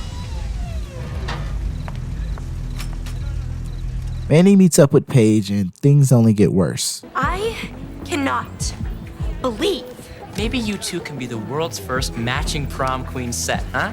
Like socks or mittens or bookends. We're not bookends. What I was going to say was, good luck. I really hope you win. Ashley and Craig are performing and Paige is in the copier room making ballads for Manny. Ashley is still going to London and Craig is pissed. I'm gonna miss you so much. But the show went really great. There was a moment up there when I thought to myself, I have nothing left to prove. Now I'm ready to go to England and try some new things. Right.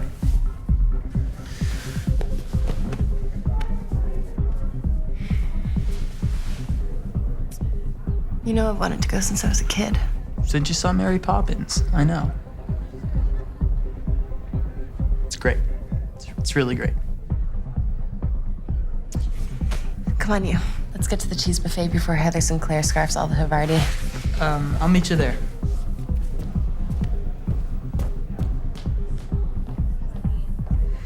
And it's now time to crown DEGRASSI king and queen.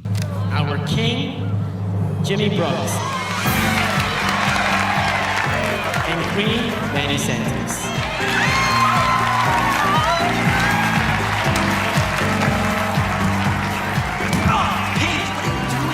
Give me the crown. Well served, Manny.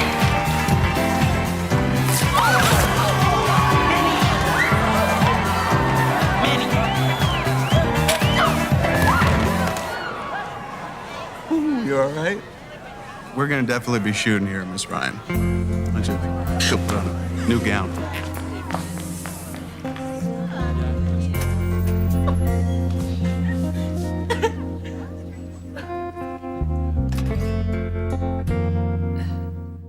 So Craig is heartbroken, but gets a pep talk from Kevin Smith. Girl trouble. I can feel your pain, sir. You've been through this? Girl trouble? Dude, I'm a fat guy from New Jersey. Yeah, I've had girl trouble. Even when I write and direct the movies, I never get the girl. I always wind up with Jay. In some cases, a monkey. But you know what I've found? When my heart gets broken, just throw yourself into work, man. Go home, start writing a song. Go write a song for a movie. A movie directed by a fat Star Wars nerd who hangs around high schools during prom, talks to broken-hearted musician types. Dude, what part of this don't you understand? Your music guy said I suck. Dude, he's persona non grata. That dude's got no credibility whatsoever. The day Creed broke up, I found him in a bathroom stall and he was crying, dude. Besides, it's my movie, it's not his movie.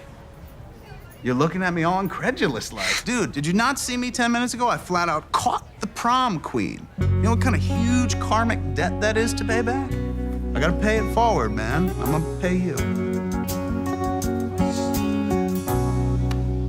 And before the episode ends, Paige has a heart-to-heart with Manny. Where do you get off coming in here? How can you even talk to me?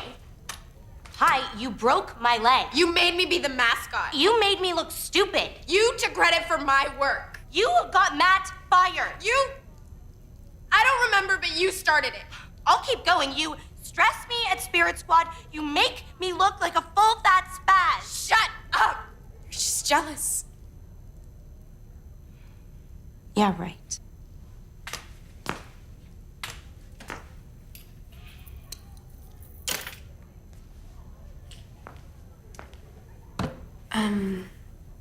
Don't drink anything else tonight. The girls went out for laxatives. Thanks for the tip. Well, at least it's summer now. Yeah. Summer's good. First was the episode with Mr. Wallfish's toque in the eaves trough. And we mustn't forget the visiting lieutenant you deep down and accosted on the tarmac. You understand a word this hoser's saying, Silent Bob? How the hell did she get to be principal when she don't even speak good English like us Americans? You boys are too bloody stupid to make the grade down in the States, and your last hope is the school system of the Great White North, eh? You want to get out of grade 12? You better start learning what the metric system's all about. I've got 3 words for you. Go to... Sir!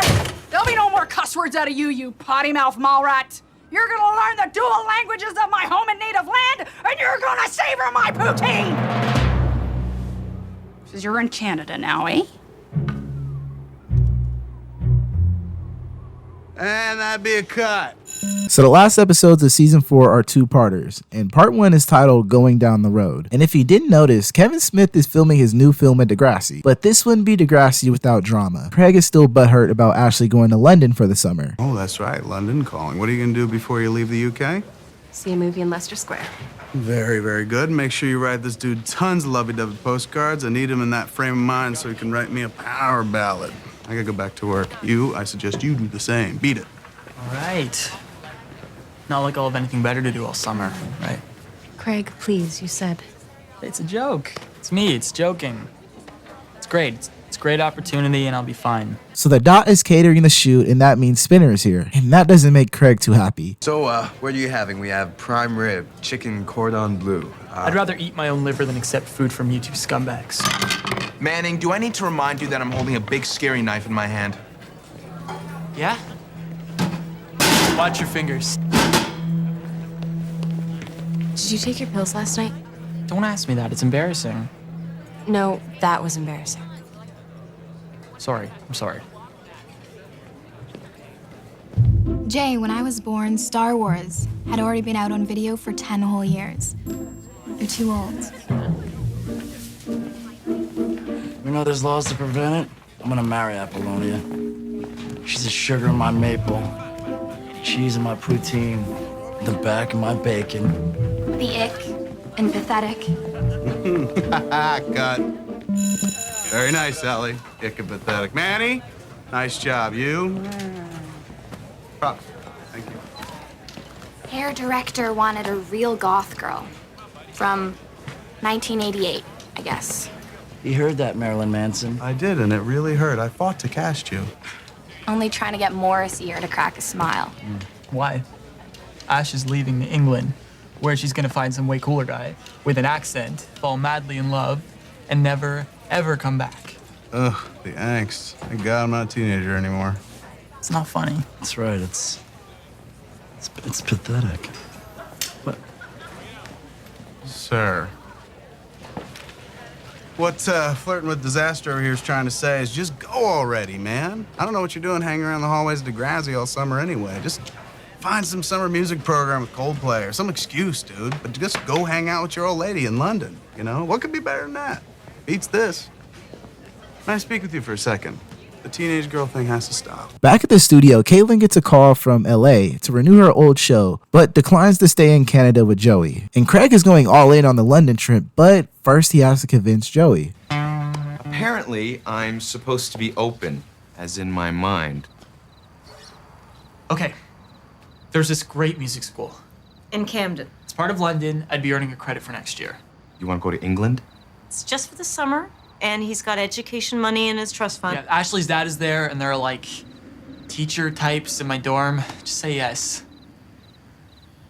Just give in already. Caitlin and I have thought of everything.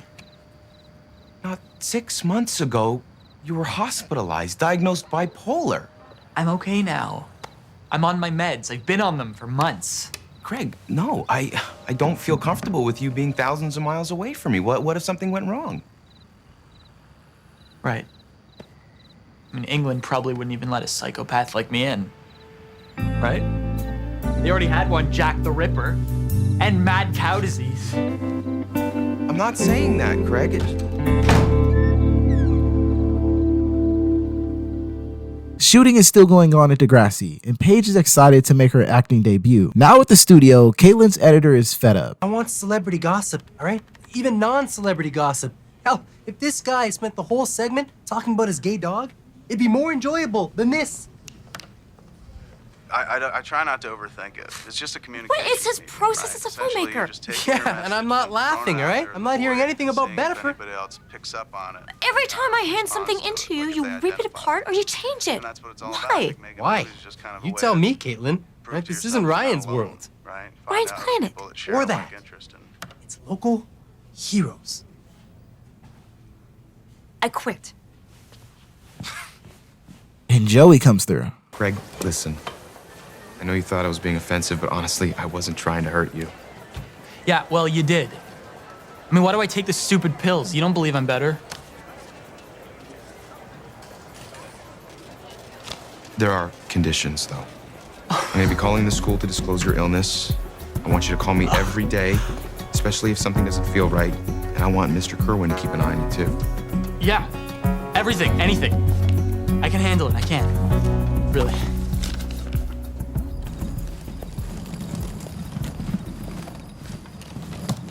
Hey. What you got in here? Every shoe I own. Hey. You know, I thought this whole goodbye thing was gonna be so hard, but I'm so glad you're here and you surprised me. Parting, so not sweet sorrow. I'm coming. Tomorrow. But since it's a red eye, I'll be in London the day after that. You're just flying to London? That's what planes are for. You can't follow me to England. Ash, come on. Look, why are you here doing this? Are you off your meds? No, I'm not off my meds. I'm here because I love you and I have plans. Yeah, so do I, Craig, and you said you're okay with them. You said it repeatedly, so what is this? This is me trying to figure out how we're gonna spend the summer together. You think I'm having an episode? I don't know what to think. Look, I need space. I need to get away. Oh, okay. From you. Look, Craig, I love you. But ever since my dad's wedding, it's just been me worrying. Me watching for signs, watching what I say. Why won't you just believe me? I'm better now. I'm okay. I am. Email me, okay? I'll see you in September. That was awkward. So after that encounter, Kevin and Caitlin are now at the bar and things get spicy quickly. This is the Caitlin Ryan I remember, the Caitlin Ryan from the DVDs, Ryan's Planet, that Caitlin Ryan. No, this is the Caitlin that produces fluff like camping trips and high school blood drives and I need another drink. No, hon, you don't need another drink. You know, I need about 10 drinks to get to whatever plane you're on right now. Uh-huh. Yeah. So, who's on Kevin's plane and you? Is that your very drunk, charming way of asking me if I'm involved with anybody, Miss Ryan? Because No. no? I'm just actually asking if you're gay. Gay? What? No, I'm not gay. Is that what you think? Heavens, no. Just, why do I come off as gay? Because I thought. I don't. Do I really? Right on. Good to know. No, I'm very into chicks, actually. I like chicks quite a bit. So ain't you married? Well, I think I've just always been kind of waiting for that one woman who I like to refer to as the Iris. Oh my God. You're engaged to a woman named Iris and I'm sitting here hitting on you? No, calm down. It's way drunk. Do you know what it means to iris in? No, you wouldn't remember if you did. It's a film term. And it's like at the end of a Chaplin short. You ever see one of those?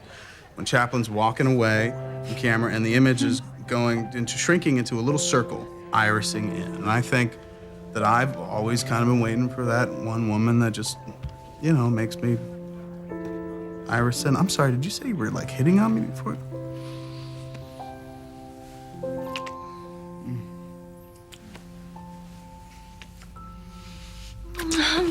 Oh my God, that was so awesome. What? Are you all right? I'm sorry. Are you all right? I'm sorry. Are you okay? That was that was awesome to me. Are you? Caitlin, wait. Back at the Jeremiah residence, Craig, hiding his sorrow, leaves to bed, but before that, Caitlin comes home. And not quite so young, love.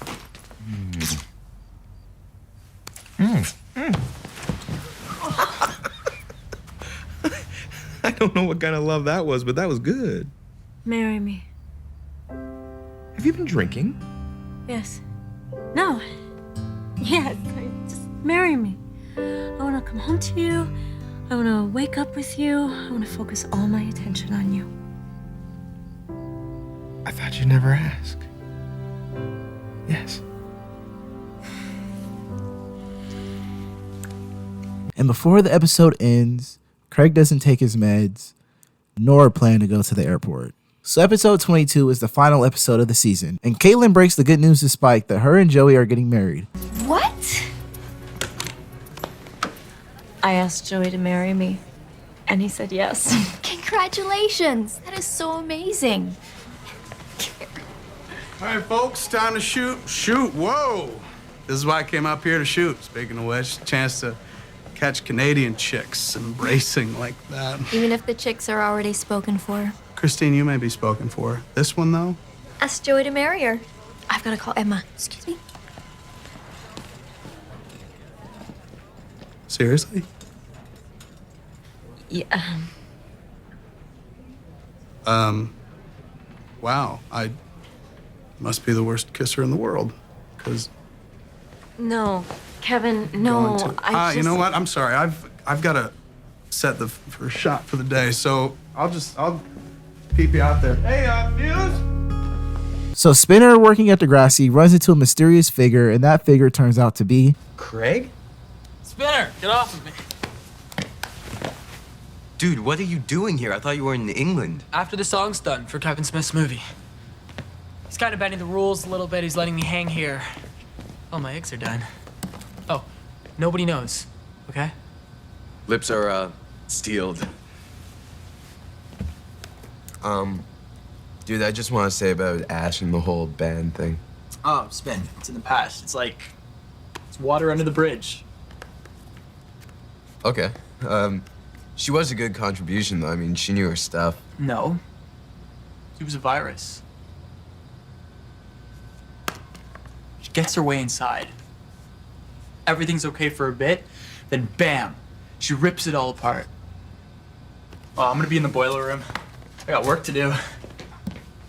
But, lips sealed, my friend. Right? So it's shooting time, and Mrs. Joey is a little out of it. Sorry.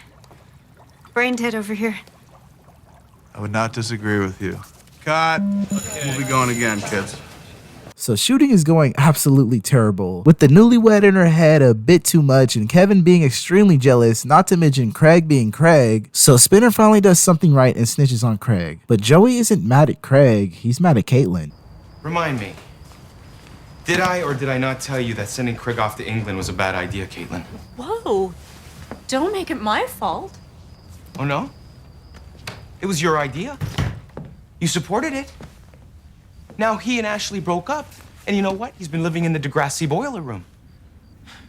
Okay, we're going upstairs. Aren't you at all curious as to why he lied? Felt he couldn't trust you? Trust me?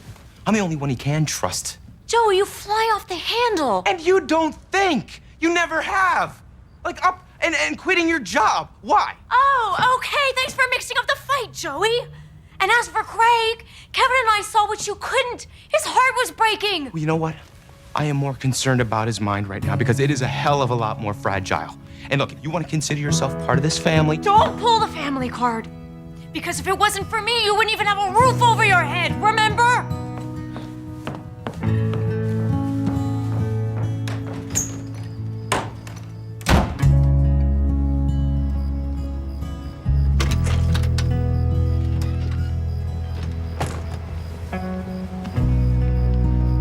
You were right. You're the only person I want to talk to. Come on.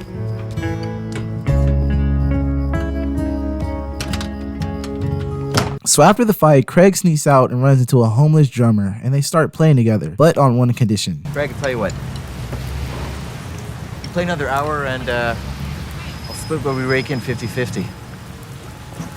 Throw in a place to crash and it's a deal. Done.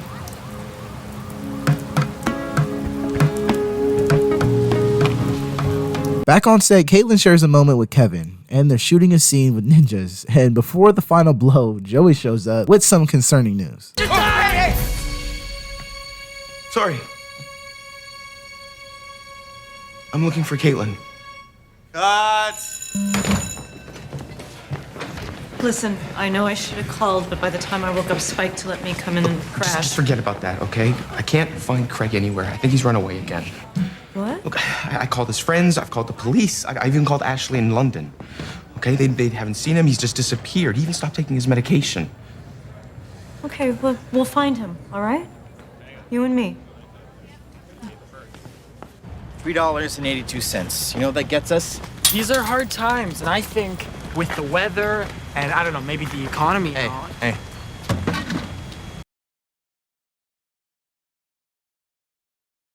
His wallet. Well, we can't just rob somebody. You know how much his car is worth? And we can't even afford dinner. Wait, Skinny, stop.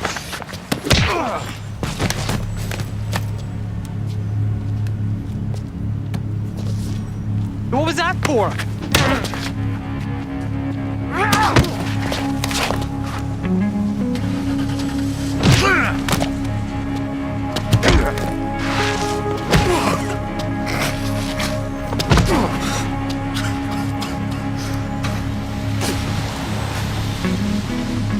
Not my guitar. No, not my guitar, please. Looks more like breakfast, lunch, dinner, and a lot of meals after that. No, not my guitar. No, please, not my guitar. In a desperate attempt to find Craig, Caitlin's making missing posters, but Kevin comes in and has an idea of how to find him. This is fine. I need your help finding this teenager. His name is Craig Manning. I know that guy, eh? Years old. He goes to the Kevin. DEGRASSI Community School. Hey. And he's been missing since yesterday. This is his dad, Joey. Craig. It's Kevin Smith. I'm writing a song for his movie. It's Kevin Smith. Just want you back. Okay, just. I'm writing a song for his movie. Here, listen. With us. There'll never be a single place where I feel safe, where I can escape from you. If anyone knows him, please call 1555 missing. Yeah? After the commercial, the person who runs the shelter contacted Joey, and Joey finds Craig in a heartbreaking condition. My guitar, he took my guitar when I said, when he knew that it was mine. Joey can help me get my guitar back, can't you, Joey? Listen, he stole it, my friend. No, not my friend. Does Caitlin hate me? Why would Caitlin hate you? Because I make you fight, and I run away, and I always hurt you. Like my dad hurt me. You know, my dad used to hit me. Oh, but you just think I'm crazy. Everyone just I thinks don't. I'm I don't crazy. think you're crazy. You're ill, okay, Craig? It's the bipolar acting up. You blame everything on me being crazy. I won't. I promise you never again, okay? Can we get you home, Craig, please? Joey, my guitar. What did I do with my guitar? Just help me find it, please.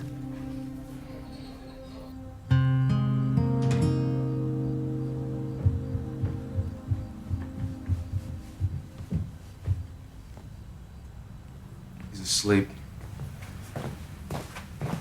I got him to agree to go to the police first thing and give a description of this Skinny. Who calls themselves that anyways? Calls himself Snake. Or Wheels. Just hope this guy's neck is skinny enough for me to break. He might be mentally ill too, Joey. Remember that. And maybe he's another lost Craig. Oh, come on. You don't see Craig beating up strangers in the street, do you? No, he just beats you up at home. Forget it.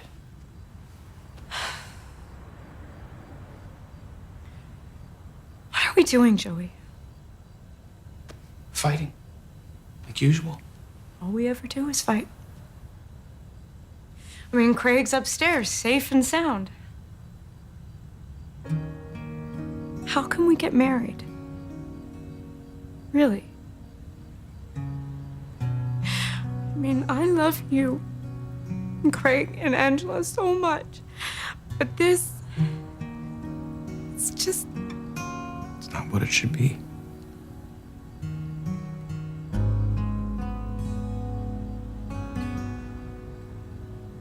So are you gonna take that job offer? In LA? Thinking about it, yeah.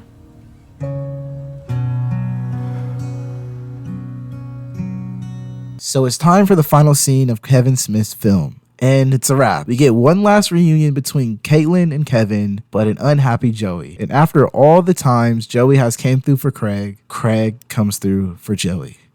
And with that being said, this is the end of DEGRASSI Season 4.